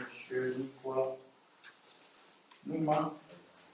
C'est foncier, c'est la convention de partenariat pour le déploiement et le défrichage de parcelles communales, modification, approbation de la loi numéro 2. À toi. Il est soumis au conseil municipal la proposition relative à la réactualisation de la convention de pâturage écologique avec M. Ibanez, éleveur bovin, pour le débroussaillement des parcelles communales. Cette décision vise à corriger les erreurs de périmètre et à étendre le partenariat à 6 nouvelles parcelles, soit 17 275 m² supplémentaires. Le versement annuel de 1 000 € est maintenu. Sa mise en œuvre débutera dès la signature de l'avenant numéro 2, qui s'inscrit dans le cadre de la convention initiale valable jusqu'au 30 novembre 2027. Il est donc demandé au conseil municipal d'approuver l'avenant numéro 2 à la convention de partenariat conclue le 30 novembre 2022, dire que les crédits sont prévus au budget chapitre 011, article 6042. Y a-t-il des questions? Sachez que la convention, le versement annuel, c'est dû. On a fait un partenariat avec M. Ibanez pour notamment mettre ces bêtes dans les bassins de rétention, dans certains endroits où finalement, puisque vous prenez l'entreprise, ça vous coûterait beaucoup plus cher. Et finalement, les gens apprécient, les bassins sont fermés. Je sais que David, il aimait bien avoir des animaux de chair à peu près 100 tonnes. Très bien, et en plus, maintenant, c'est fermé. Il y a des gens qui passent. On les met dans le bassin de rétention quand ils sont vides, les gars. En plus, aujourd'hui, il a fait la Lune avec R3, il a fait la Larnège, il a fait la moitié des gens. Voilà. Donc, en tout cas, c'est bien pour lui, en tout cas, qui reste le plus longtemps possible sur la commune. Ça fait, franchement, ça. Il y en a beaucoup qui nous l'envient. D'ailleurs, il y a pas mal de villes qui l'appellent pour qu'ils viennent. Alors, des fois, je lui dis, attends, tu restes quand même, parce que bon. Donc, je mets au roi qui est contre, qui s'abstient, qui est pour. Je vous remercie. La question numéro 30, c'est l'avis de la commune pour un projet d'agrivoltaïque. Et je laisse la parole à M. Jean-Christophe Navigo. Oui, merci Monsieur le maire. Donc, on a passé en commission agriculture ce projet qui est porté par un domaine mésois, le domaine de Saint-Martin. Le domaine de Saint-Martin, il est en culture aujourd'hui sur des cultures type maïs. Il est sur la zone de la Seine en plus. Et c'est des cultures qui demandent beaucoup d'eau et qui n'ont plus d'avenir chez nous. En fait, hein. Donc, le domaine ne reste pas les bras croisés et ils ont démarché pour voir qu'est-ce qu'ils pouvaient envisager dans un avenir, de façon à ce que le problème de la sécheresse ne soit plus une contrainte et qu'on regarde un petit peu à une échelle de 15-20 ans qu'est-ce qui pouvait se passer. Donc, on a présenté en commission d'agriculture ce dossier. Il faut savoir qu'à Metz, on a la loi électorale qui est une sacrée contrainte d'urbanisme sur le territoire, et que quand on discute avec les services de l'État, on nous dit, mais vous verrez, il y aura des dérogations. Quand on discute pour le PLU dans la révision, on nous dit, vous ne pouvez pas dire ça parce que vous êtes en loi électorale. Mais en même temps, on semble nous ouvrir la porte en disant, mais vous verrez, par dérogation, il y a des conditions, c'est des pénales qui peuvent donner des dérogations, etc., etc. On n'en voit pas beaucoup, des dérogations, pour tout vous dire. Donc là, en commission, on est bien conscient qu'on est sur une commune loi littorale, mais on est conscient aussi qu'il faut savoir ce qu'on pourra faire à l'avenir sur l'agriculture à Metz. Donc on a décidé de présenter ce dossier au conseil municipal. Vous avez vu, c'est un dossier important, c'est une plantation d'oliveraies avec du photovoltaïque au-dessus. Donc on est bien sur de l'agriculture. On n'est pas là en train de mettre des panneaux photovoltaïques à la place de l'agriculture. On est sur de l'agrivoltaïque. C'est-à-dire qu'on a une plantation d'oliveraies, des panneaux photovoltaïques qui produisent au-dessus par une société qui est spécialisée. Donc vous avez eu tout le dossier d'Arcolia, qui est le porteur du projet technique. Et ce qu'on propose au conseil municipal, c'est de donner un avis favorable à ce dossier, de façon à ce que l'instruction puisse être faite sérieusement au niveau des DTM et au niveau de tous les partenaires publics, et qu'on sache enfin ce qu'on peut faire ou pas en loi littorale à Metz. Parce que c'est important. On ne peut pas écrire dans le SCOT qu'on va favoriser l'agrivoltaïsme, l'agriculture du futur, etc. Et après, quand on a les dossiers, nous dire, ah, mais attendez, à la loi littorale, vous ne faites rien. Donc il faut vraiment savoir où on va. Donc je ne vous cache pas que le dossier n'est pas abouti encore, mais je ne vous cache pas aussi que c'est le bon test pour voir comment on va traiter ces dossiers. Voilà.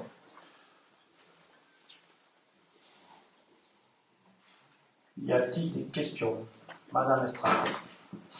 Oui, c'était justement, vous avez quand même un peu en partie répondu. Le dossier, il est super intéressant. On doit produire de l'énergie décarbonée, 2050, plus de gaz à effet de serre. Donc, effectivement, il va falloir en produire et l'agrivoltaïsme est une des solutions. Pour avoir assisté à la présentation de plusieurs projets en pôle ENR sur de l'agrivoltaïsme, ce dossier, certes, j'ai compris, c'est un test, mais s'il est présenté en l'état, il va se faire exploser parce on ne voit pas la démonstration de la plus-value qui est apportée par les panneaux photovoltaïques sur l'agriculture.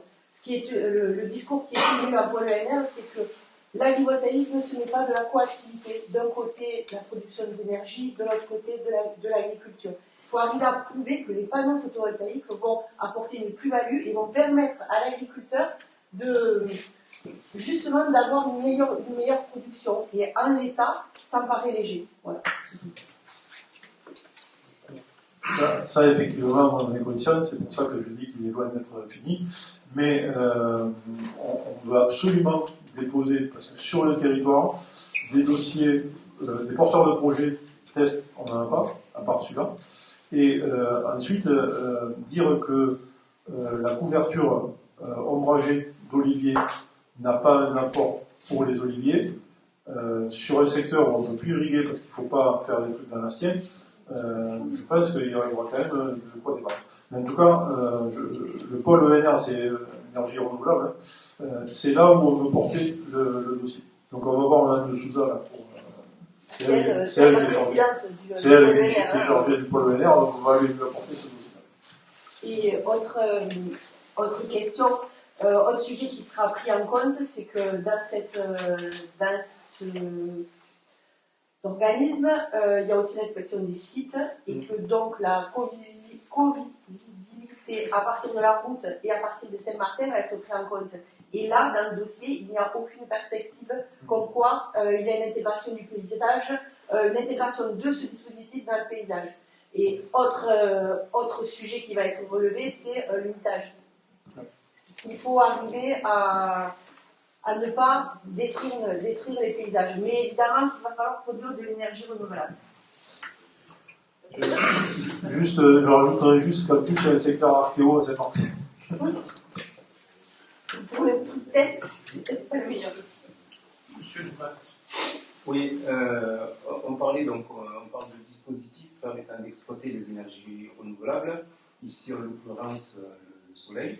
Et j'aimerais quand même faire savoir que c'est pas parce qu'on utilise du photovoltaïque qu'on ne pollue pas. On pollue autant que le thermique. Voilà. En plus du paysage que cela, la vision que l'on va avoir du paysage, c'est bon à savoir.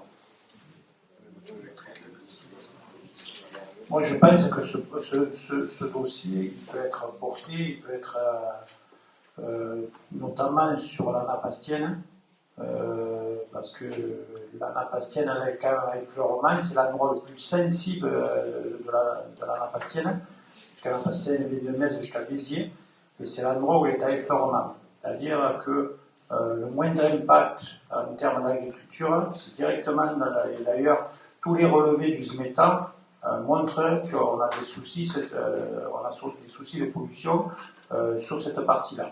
Alors, sachant que quand même, cet endroit, on faisait beaucoup de maïs, beaucoup d'irrigation, notamment il y avait beaucoup d'intrants, je pense que au niveau de l'État, s'ils veulent que la nappe astienne soit moins polluée, avec des apports moindres d'eau et de nutriments, je pense que ce projet peut être très, très, très bien défendu. Surtout que avec l'ombre, surtout quand on a des grosses périodes de chaleur, notamment au mois de juin, c'est quand même intéressant d'avoir des panneaux qui font de l'ombre. D'ailleurs, il y a pas mal d'endroits où il faut même des essais sur les vignes. Ce que je peux vous dire, c'est qu'il y a beaucoup de cultures, notamment la vigne au mois de juin, il souffre beaucoup, on a pas mal de brûlures sur les raisins. C'est un peu pareil sur d'autres cultures. Donc, pour moi, ce dossier est défendable. C'est sûr que si on regarde tout, on fait rien du tout. Que je sache, on voulait en mettre sur allez, je sais que dans votre programme, vous vouliez en mettre sur la déchetterie de Mont-Blanc. Pareil, c'était aussi, voilà, il y a toujours c'est sûr que quand on voit des panneaux sur un toit, c'est moins joli certainement que les tuiles. Mais bon, aussi, il ne faut pas regarder que le côté esthétique, il faut regarder aussi le côté. Et puis, il faut passer aussi à l'agriculteur, parce qu'à un moment donné, c'est bien beau de dire ouais, vous ne pouvez pas faire ça, vous ne pouvez pas faire ça. C'est pour ça que moi, quand j'entends des personnes qui me disent qu'ils vont changer le PLU, je pense qu'ils ne doivent pas du tout être au courant de ce qui se passe et toutes les contraintes administratives qu'il y a. Parce que tout à l'heure, on en parlait avec Jean-Christophe, par rapport sur les toitures, les compensations qu'il faut sur l'écoulement des eaux, entre la loi littorale, le SCOT, le PLU, le PLH, à un moment donné, c'est lui qui arrive. Alors c'est bien beau, je change peut-être de sujet, mais c'est bien beau quand on nous impose de faire une construction pour faire du logement, et que derrière on vous dit ouais mais là vous ne pouvez pas le faire, là vous ne pouvez pas le faire, là vous ne pouvez pas le faire. Je pense qu'on va le donner, on va prendre le dossier, on va le donner au préfet ou à d'autres personnes de l'État et on va leur dire écoutez, dites-nous ce qu'on peut faire et voilà, parce que c'est bien beau de nous pénaliser parce qu'on ne peut pas faire et puis voilà. Donc j'en reviens, je comprends tout à fait qu'il y en a qui ne veulent pas avoir des panneaux solaires. Mais là, c'est pas une chaîne de panneaux solaires, c'est du solaire et en même temps, voilà, ça sert aussi à faire de l'ombre sur les cultures. Monsieur Doula. J'entends bien, de toute façon, il y a de la diversification au niveau des énergies, des dispositifs qui permettent d'exploiter les énergies renouvelables.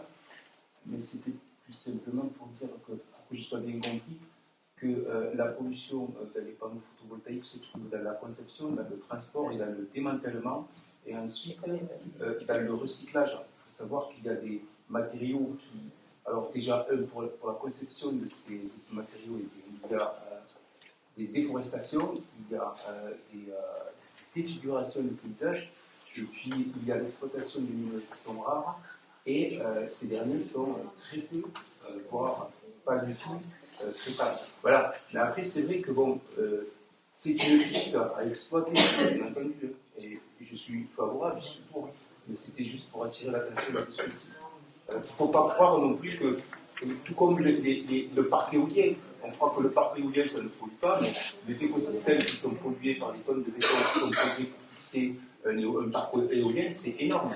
Le transport et puis la conception aussi en fibre de verre.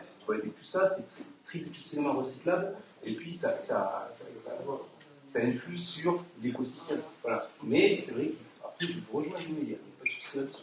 Il n'y a pas de solution miracle. Il y en a qui roulent à l'électrique, sur les batteries, des voitures. Voilà, il n'y a pas. Après, on passe ce débat, on peut rester jusqu'à 3h du matin. De toute façon, voilà, le problème, c'est qu'il y a des gens qui ne veulent pas d'éoliennes, d'autres qui ne veulent pas de panneaux solaires, d'autres qui ne veulent pas de centrales nucléaires. Au bout d'un moment, il faut bien, on est bien content de se chauffer, de circuler. Voilà. Personne ne veut d'antenne téléphone, mais tout le monde veut, le matin, il se lève, il n'a pas le téléphone, il râle. Alors, et quand il n'y a pas d'électricité, comme hier soir, tout le monde râle. Donc, à un moment donné, il faut trouver des solutions. Hein. Personne ne veut de LGV, mais tout le monde prend le TGV pour aller à Paris. Bon, quoi qu'il en soit, c'est pas un projet municipal, c'est un projet quand même qui sera sur la commune. Après, on est d'accord, on n'est pas d'accord, il faut voter, et voilà. Donc, qui est contre, qui s'abstient, qui est pour. Finalement, on a parlé pour bientôt. C'est bien, on a dit non, c'est intéressant. La question 31, c'est l'installation d'une borne de recharge pour véhicules électriques, là aussi. Je laisse la parole à moi-même. Donc, dans le cadre de la transition énergétique et de la réduction des émissions de gaz à effet de serre, en partenariat avec Euroénergie, la commune a été sollicitée par Euroénergie pour l'implantation d'une troisième borne de recharge pour véhicules électriques, 2 points de charge 22 kW AC et 24 kW sur le parti du Tambourin allé René-Péchard. Cette initiative gratuite pour la commune vise à étendre l'offre de recharge face à la demande croissante, à réduire les émissions de carbone et à anticiper les réglementations. La convention d'occupation de domaine public encadre les modalités techniques, juridiques, propriété des équipements par Euroénergie et financières qui seront complétées ultérieurement par des arrêtés d'autorisation d'occupation temporaire du domaine public. Il est donc demandé au conseil municipal d'approuver le principe de l'installation d'une borne de recharge pour véhicules électriques sur l'allée René-Péchard, partie du Tambourin, et de m'autoriser à signer la convention d'occupation de domaine public avec Euroénergie, dont le projet est joint en annexe, et tout document complémentaire nécessaire à la mise en œuvre de la convention. Y a-t-il des questions?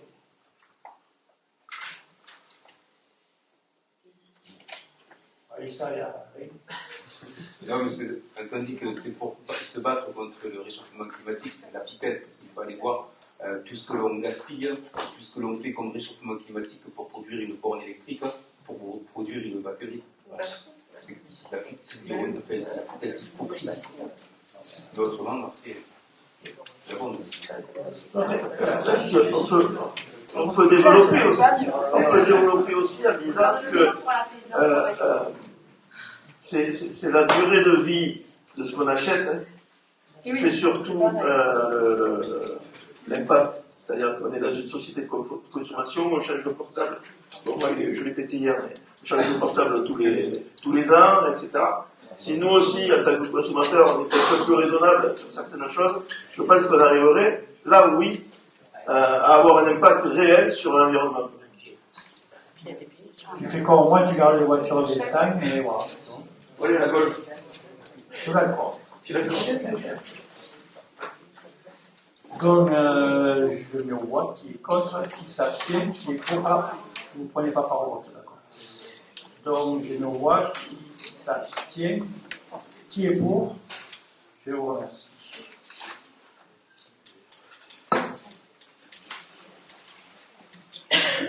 La question numéro 30 de l'environnement, c'est le contrat de gestion intégré eau et climat 2025-2029, l'autorisation de signature.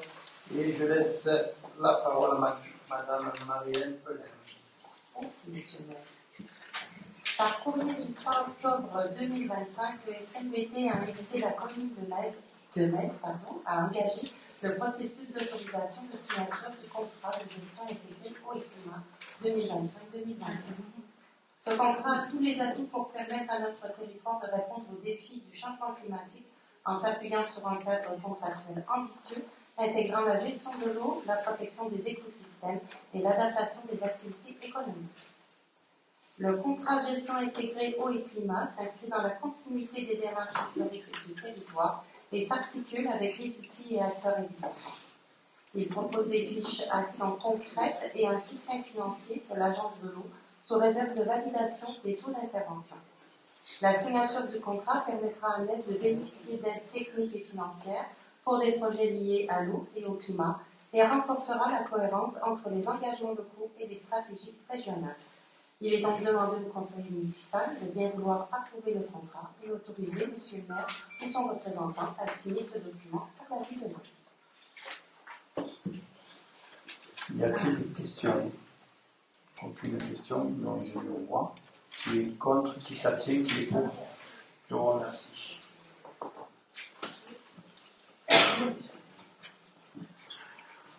Question numéro 33, affaires scolaires, validation de la convention de partenariat et de pacification pour la mise à disposition d'une plateforme éducative pour les habitants. Et je donne la parole à Marielle Pelin. Merci. Cette délibération porte sur l'adhésion au projet Pass Éducation. C'est une plateforme numérique de soutien scolaire offrant plus de 10 000 ressources pédagogiques gratuites pour les élèves de la maternelle à la 3e. Cette décision vise à garantir un accès équitable à un soutien scolaire de qualité pour toutes les familles de la commune en formalisant un partenariat avec Pass Éducation via la convention qui est jointe en annexe. La mise en œuvre débutera dès la signature de la convention avec la transmission d'un lien sécurisé dédié aux habitants. La commune a fixé sa contribution annuelle à 150 € pour l'année scolaire 2025-2026, un montant librement déterminé pour maintenir la gratuité du service, financer les mises à jour des contenus, assurer la maintenance de la plateforme et soutenir ce projet éducatif solidaire. Il est donc demandé au conseil municipal de bien vouloir approuver les termes de la convention de partenariat et fixer la contribution annuelle à 150 €. Y a-t-il des questions, d'observation? Aucune, donc je me vois qui est contre, qui s'abstient, qui est pour. Je vous remercie.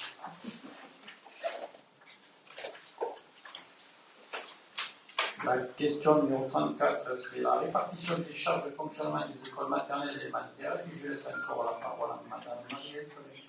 Merci. La délibération porte sur les montants de refacturation des charges de fonctionnement pour les élèves non résidents scolarisés dans les écoles maternelles et élémentaires de la commune. Cette décision vise à appliquer les dispositions de l'article L212-8 du Code de l'éducation qui autorise la facturation des frais aux communes de résidence des élèves accueillis hors de leur territoire, notamment pour les élèves en cas spécialisés.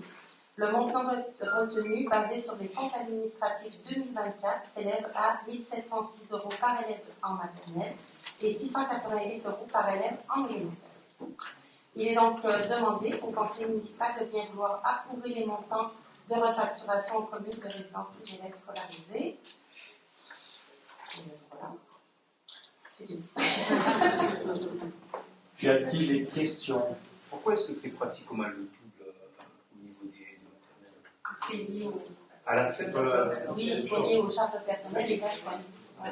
Vous les avez sur les documents. Oui, ce qui n'est pas le cas pour l'élémentaire. Ah, les accès. Oui. D'autres questions? Je me vois qui est contre, qui s'abstient, qui est pour. Je vous remercie.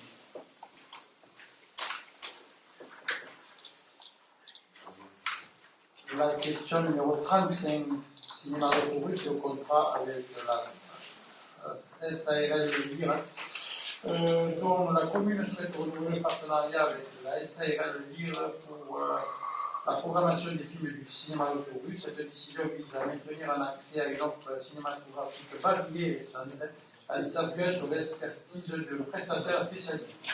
Le nouveau contrat prendra en effet le 1er janvier 2026 et il va demander au Conseil d'approuver les termes du contrat légal avec le maître de la SAR Livre et d'autoriser M. le maire ou son représentant à signer ce contrat et tout document s'y rapportera. Y a-t-il des questions? Aucune question. En tout cas, on en parlait ce matin, M. Laveux. Le cinéma fonctionne très très bien. Il y a une très bonne programmation et on arrive et on équilibre le budget. C'est une bonne chose. Preuve que même en régie, ça fonctionne bien et puis que l'on les voit apprécie la programmation. Voilà. Je remercie les services et les gens qui travaillent au cinéma. Donc je vote qui est contre, qui s'abstient, qui est pour. Je vous remercie.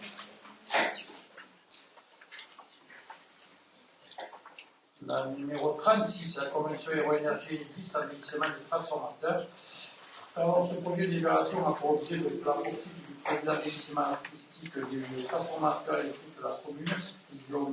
Décision vise à décorer 3 nouveaux transformateurs, de Clarga, des écoles et des places de la Cotation. Ici, la fin de l'année, ce qui est déjà fait d'ailleurs, dans le cadre d'un partenariat avec Héros-Énergie et Enedis, incluant le cofinancement de 1 300 € TTC par poste. Il convient donc d'approuver une nouvelle convention de partenariat et de m'autoriser à signer tous les documents concernant ce dossier, d'approuver les termes de la convention entre Héros-Énergie et Enedis et la commune pour poursuivre le projet d'embellissement des transformateurs de la commune, solliciter Héros-Énergie et Enedis, direction Héros, pour soutenir le soutien financier lié à ce projet et de charger M. le maire au son représentant de prendre toutes les dispositions nécessaires à l'exécution de la présente délibération.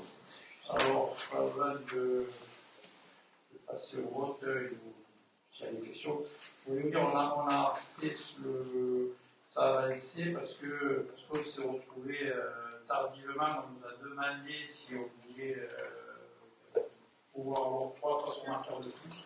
Donc, on a dit OK, puisque ça ne coûte rien à la commune, c'est financé.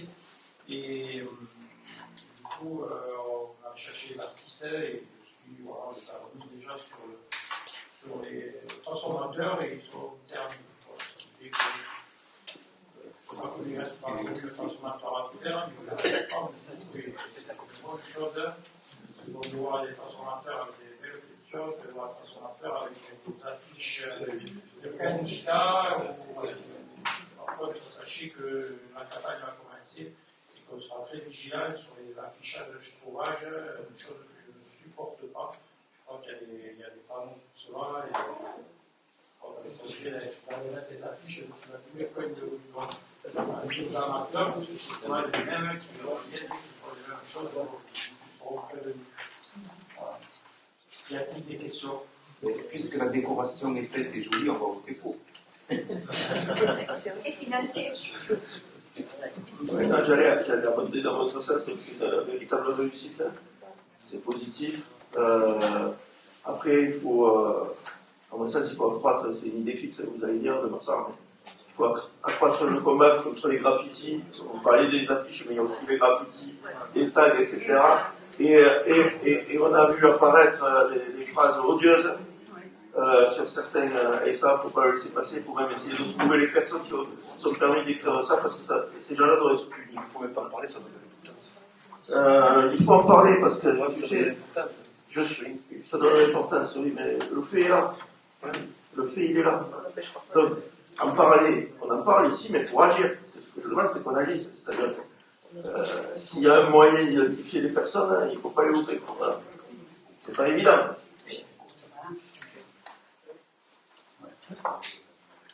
Sachez que dès que j'ai appris que j'ai envoyé des services déjà pour les faciles de premier temps, de ne pas laisser la visibilité à des personnes.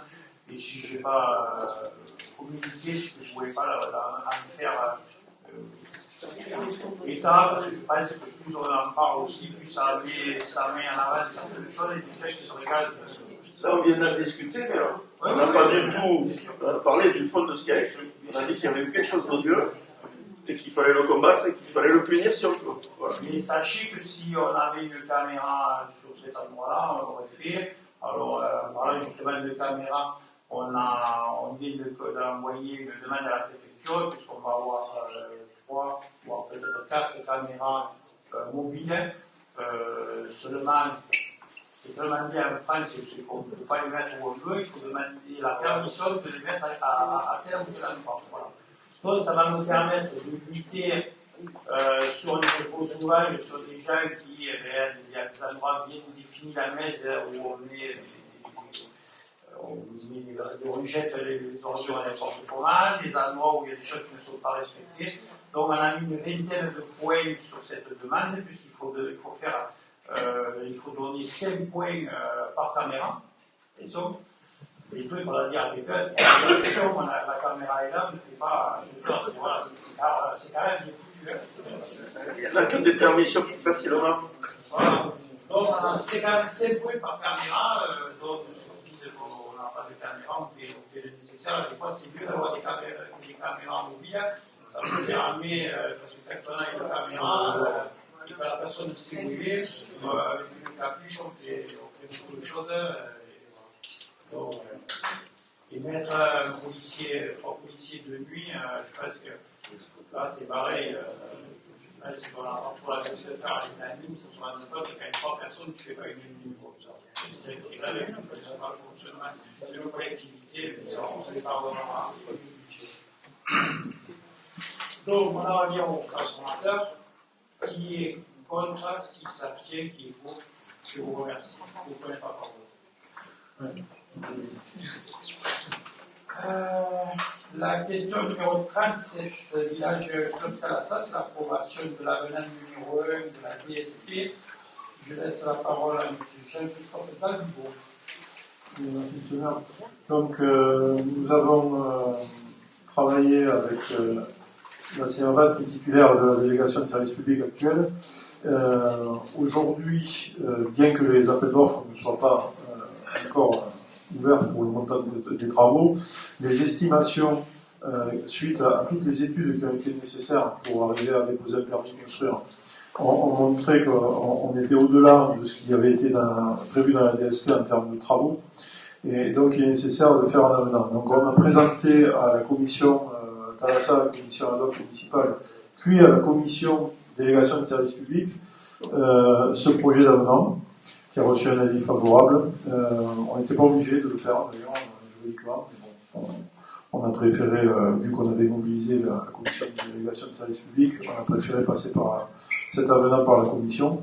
En gros, donc, les études préalables au dépôt de permis de construire ont montré la nécessité de refaire absolument tous les réseaux. Donc quand je dis tous les réseaux, c'est l'eau, l'assainissement, l'électricité, etc. Ce qui n'était pas forcément prévu, mais bon, en même temps, 60 ans après, dans un milieu assez marin, c'est sûr qu'il vaut mieux partir sur du neuf. Donc en reprenant tous les rapports techniques, on arrive à un montant de travaux qui est passé à 9 600 000 euros, auquel s'ajoute donc 900 000 euros de rémunération, en gros, maîtrise d'œuvre, etc., auquel s'ajoute un montant pendant les 2 ans de fermeture, il va falloir payer les salariés, il va falloir assumer les assurances, etc., etc. Donc en gros, budget total final, 12,8 millions. Voilà. Donc à partir de là, on a regardé le contrat de DSP que l'on a. Il a été nécessaire d'allonger de 3 ans la durée. Donc on va arriver à 2000. Alors on était parti. Oui, on va arriver à novembre 2009. Donc sur l'avenant, vous avez la totalité des dispositions qui sont prévues. On a donc votre préambule d'explication, hein, pourquoi on en arrive là. On a ensuite les articles, la prolongation du contrat. Donc on commence à courir le 28 octobre 2023 et le terme de l'avenant est fixé au 28 octobre 2046.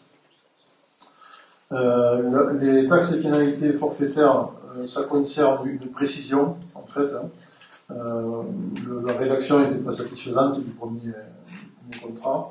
Les modifications de la période d'ouverture, donc ça a été modifié par la commission aussi, puisque la commission a modifié l'écriture. Donc en gros, il a été décidé que l'espace bien-être va être ouvert à l'année. Sa fermeture éventuelle en dehors d'éventuelles fermetures techniques devra être sollicitée par le concessionnaire auprès de l'autorité concédante au moins 2 mois avant la date de fermeture. À l'appui des justificatifs de la demande, cette fermeture pourra être accordée par l'autorité concédante pour une durée ne pouvant excéder 2 mois consécutifs. Et donc on a cette rédaction qui a satisfait à la fois la commission et puis le délégataire. On a modifié la tenue du compte gros entretien renouvellement. Quand vous êtes en DSP, ce compte est très important. C'est ce qui assure que dans les comptes de celui qui exploite, il met assez d'argent de côté chaque année pour vous rendre un bien en bon état de fonctionnement à la fin de la délégation. Donc là, on a phasé dans le temps. Le montant du compte GER sur la durée du contrat a été réparti de la manière suivante, donc 70 000 euros de 2028 à 2033, puis 100 000 euros de 2034 à 2041 et 200 000 euros de 2042 à 2046.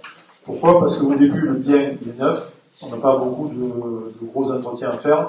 Et plus ça va dans le temps, et plus on arrive à la fin de la concession, et plus il faut qu'il y ait de l'argent mis de côté pour le maintenir en bon état. Voilà. Les investissements, donc on en a parlé, 12,8 millions hors taxe. Donc il a été précisé également qu'une garantie d'emprunt a été demandée à Saint-Agricole Méditerranée et aux autres entités publiques pour 50% de l'emprunt qui va être réalisé par la Sénobat. Donc la ville de Metz n'est pas en garantie. Et enfin, pour les redevances domaniales et les taxes, il a été expressément convenu que pendant la période de fermeture de travaux, on ne va pas demander des taxes sur un chiffre d'affaires qui n'existe pas, donc pendant les 2 ans de travaux, il n'y aura pas de reversement à la commune. Voilà. Enfin, un dernier élément important pour la commune, c'est l'article 8, l'indemnisation au titre des investissements non amortis.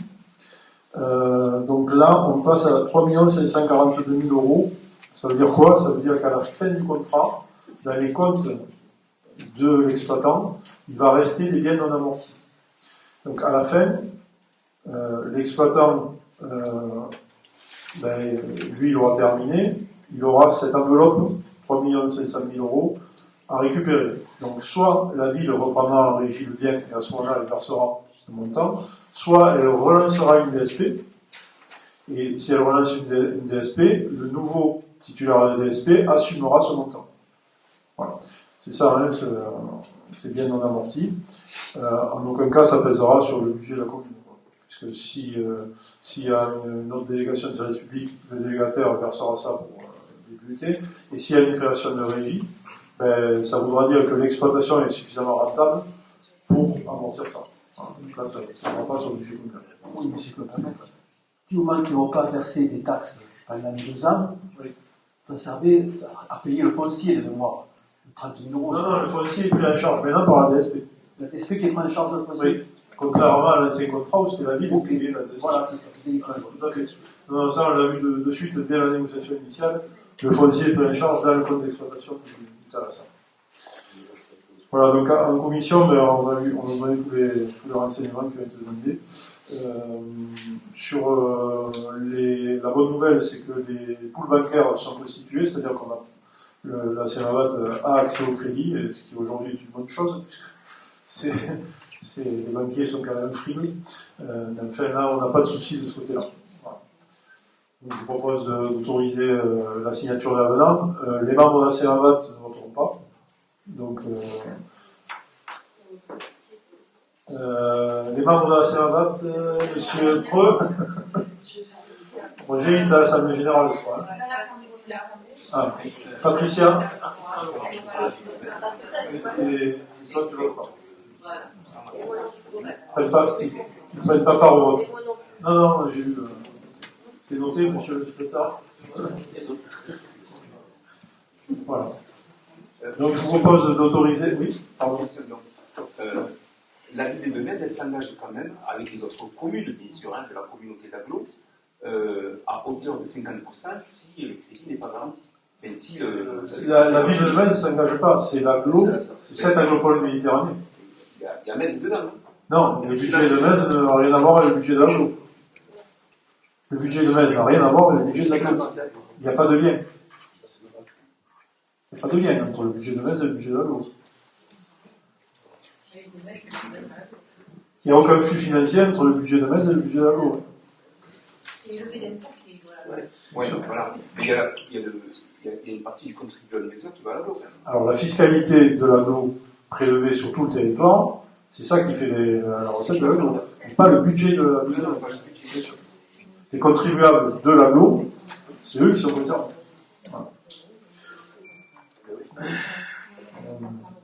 Voilà, monsieur Foucasse.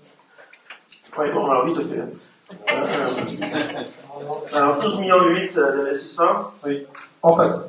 Hors taxe. 50% pris en charge, 50% financé, avec les banques qui n'ont pas sourcillé, donc finalement pas sourcillé du tout. Non. Ça veut dire quoi? Ça veut dire que les banques, elles ont considéré que ça pouvait être tout à fait rentable et que c'était une bonne affaire pour un exploitant. Je vous rappelle quand même qu'on a fait brader cet outil pour 2 millions d'euros. 2 millions d'euros. Si ça s'était passé, la ville se serait bien sûr appauvrie, parce que ça vaut beaucoup plus que 2 millions d'euros, le foncier. Et en plus, quelqu'un aurait fait une super affaire, je pense. Voilà, c'est la conclusion à laquelle j'arrive. Est-ce qu'il y a d'autres interventions? Moi, j'ai juste une question par rapport au plan de commercialisation et à la formation des agents. C'est vrai qu'on n'en a pas parlé.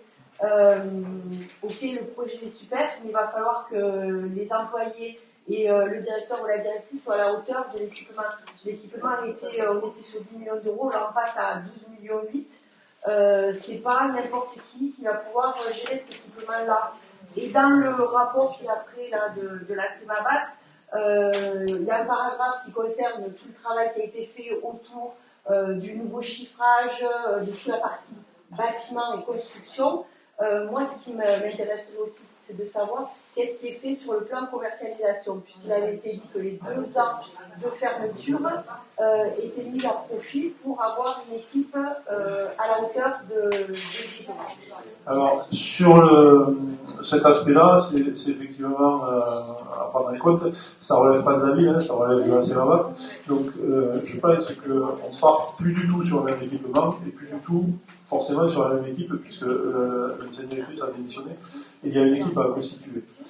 Ensuite, en gestion, il y a plusieurs unités de gestion. Il va y avoir le bien-être d'un côté, la restauration et l'hébergement. Donc il n'est pas forcément dit que ce soit la même équipe et la même compétence pour ces 3-là.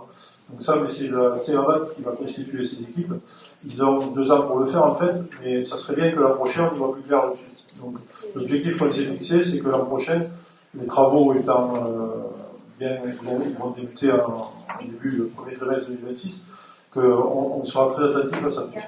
Je vous rappelle qu'on a une commission municipale qui permettra justement de travailler là-dessus très sereinement. Est-ce qu'on peut passer au vote? Donc, ceux qui ne votent pas, hein, c'est en vote. Donc, qui est contre cet avenant? Qui s'abstient? Et qui est pour? Je vous remercie.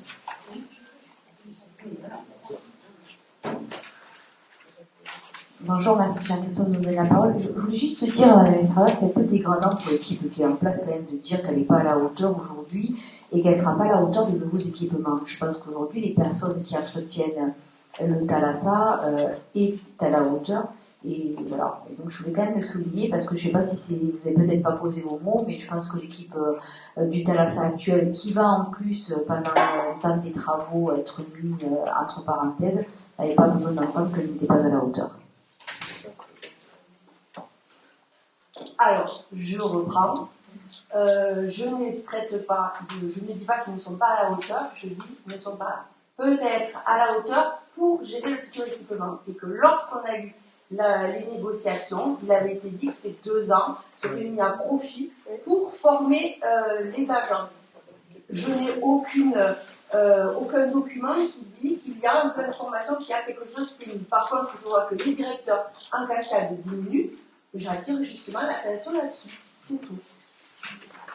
Oui, moi aussi je vais intervenir maintenant que ça a été voté, parce qu'en étant à la fois président de la CEMAMAT et maire, alors je peux ni voter à la CEMAMAT, ni ici. Je vais essayer quand même de parler un petit peu. De toute façon, à la CEMAMAT, actuellement, sur le terrain, je crois qu'il y a 5-6 personnes seulement. Et pour gérer un tel établissement, il va falloir au moins une vingtaine de personnes. Donc je pense je suis sûr qu'il va y avoir un recrutement adéquat avec des personnes qui sont qualifiées pour gérer cette structure-là. Déjà, sur les centres de bien-être, on ne peut pas mettre tout le monde, non, on va être obligé de prendre. Voilà. Donc, je pense que c'est 14 ou 15 personnes à recruter. Le directeur va faire en sorte, et puis bon, nous aussi, on a quand même notre mot à dire au sein du conseil d'administration de la CEMAMAT.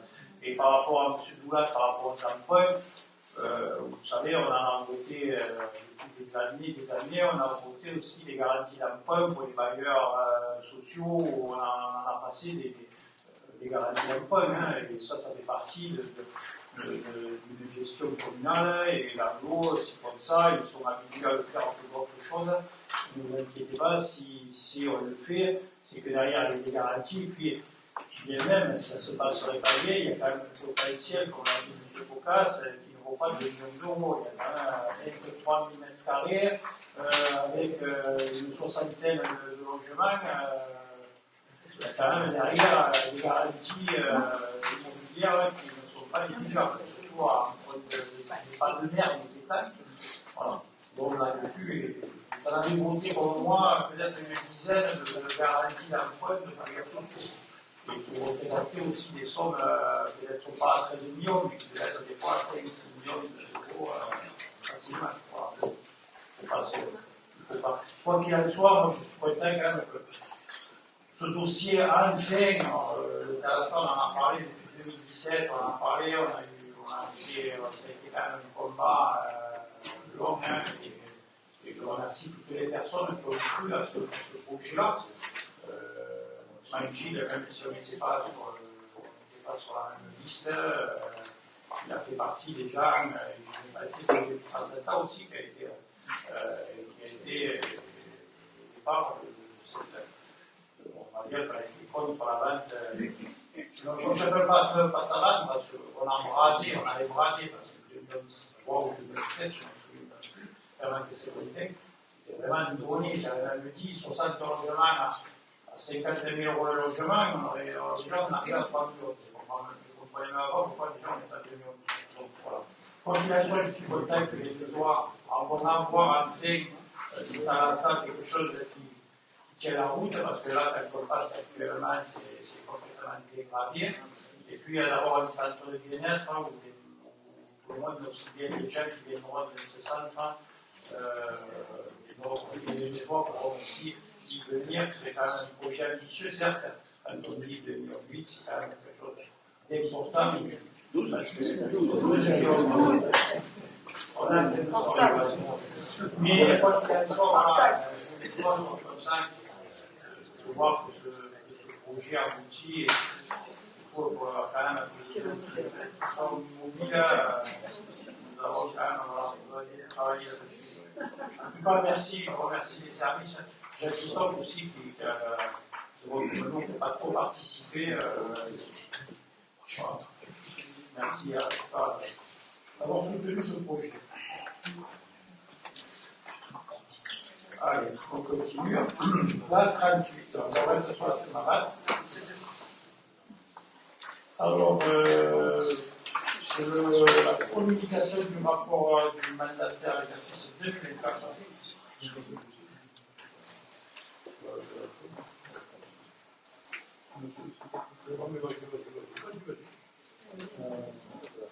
Oui, donc vous avez reçu le document, le rapport du mandataire. On a l'exercice 2024. Vous avez vu que la situation financière est bonne. En fait, vous avez ça en page 8, je pense. Situation financière de la CEMAMAT, page 8.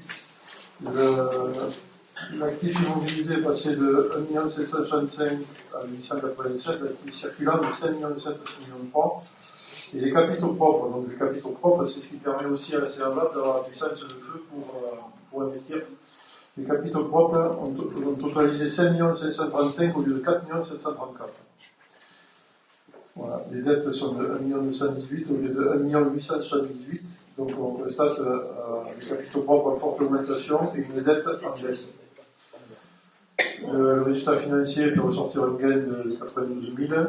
Et surtout sur cet exercice, il y a eu un événement exceptionnel. C'est un résultat de bénéfice exceptionnel de 1 326 000 euros. Pourquoi? Parce qu'en fait, il y a eu la vente de biens qui étaient voués à la PEI.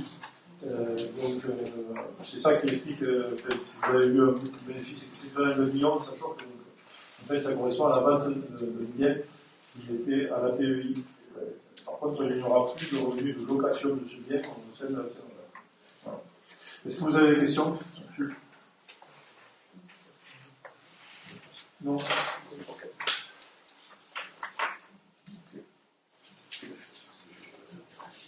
Après, c'est la communication du rapport.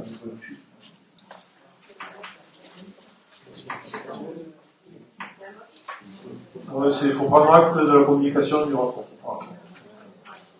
Voilà. Pas d'observation. La question numéro 39.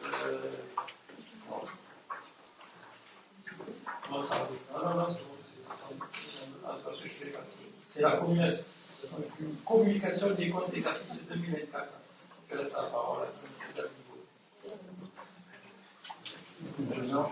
Donc pour les comptes de l'exercice, ça c'est vraiment le volet comptable. Il est demandé de prendre acte de la transmission des comptes 2024 et de donner quitus aux administrateurs pour l'exercice 2024. Donc vous avez eu la totalité des comptes annuels sous le volet, on va dire, comptable, souci. Tout à l'heure c'était un mot français, là c'est en comptabilité. Est-ce qu'il y a des questions sur les comptes 2024? Non. Je propose donc de prendre acte de la transmission et de donner quitus aux administrateurs, sachant qu'ils ne votent pas, bien sûr, l'administrateur de la CEAVAT. Donc, qui est contre? Qui s'abstient? Qui est pour?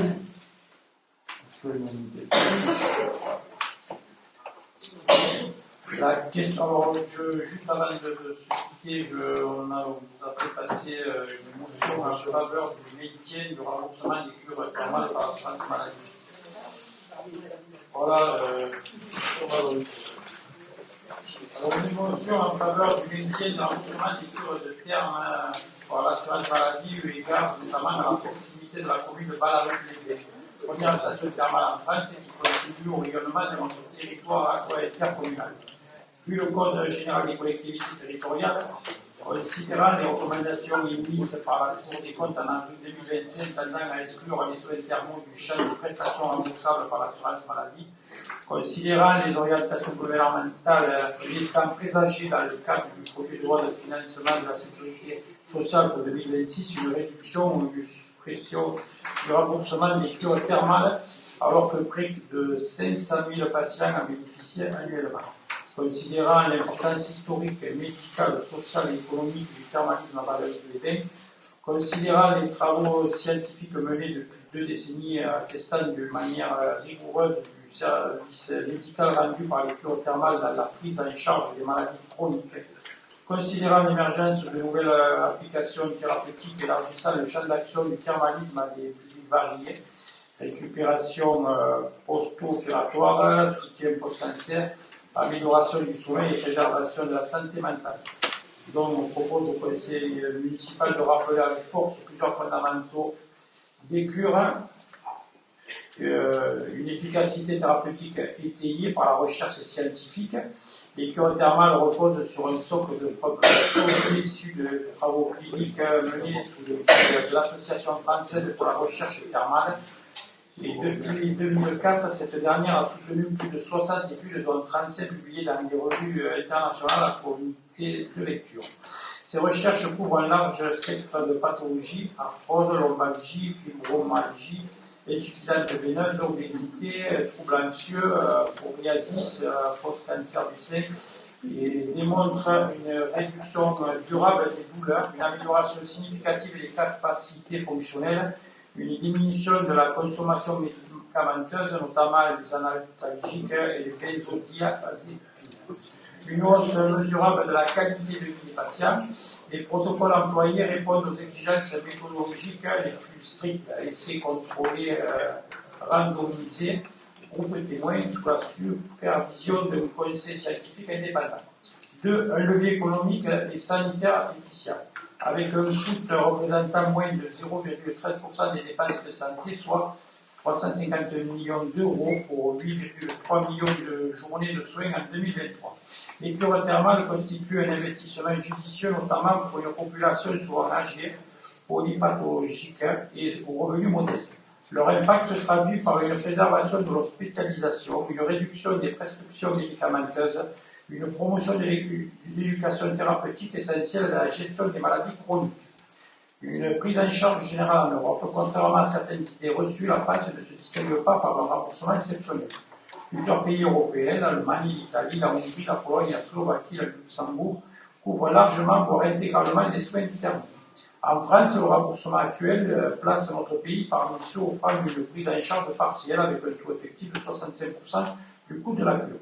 Il est donc proposé au Conseil municipal de bien vouloir adopter la présente motion et d'en affirmer les fondements, de demander solennellement au gouvernement de renoncer à tout projet de déremboursement du coût thermal dans le PLFSS 2026 et suivant. Inviter la Haute Autorité de Santé à intégrer pleinement les données scientifiques disponibles sur le CMR des cures dans son évaluation. D'appeler les partenaires à opposer à toutes les dispositions législatives ou réglementaires conduisant à une restriction d'accès aux cures prescrites. Mandater M. le maire pour diffuser largement à tous les décideurs nationaux cette motion et charger M. le maire de l'exécution de la publication de cette décision. Y a-t-il des observations, des questions là-dessus? Bon. Donc, je mets au voie pour cette motion. Qui est contre? Qui s'abstient? Qui est pour? Je vous remercie. Voilà, écoutez, le conseil qui est terminé. Vous pouvez noter le prochain conseil municipal aura lieu le 15 décembre à 20.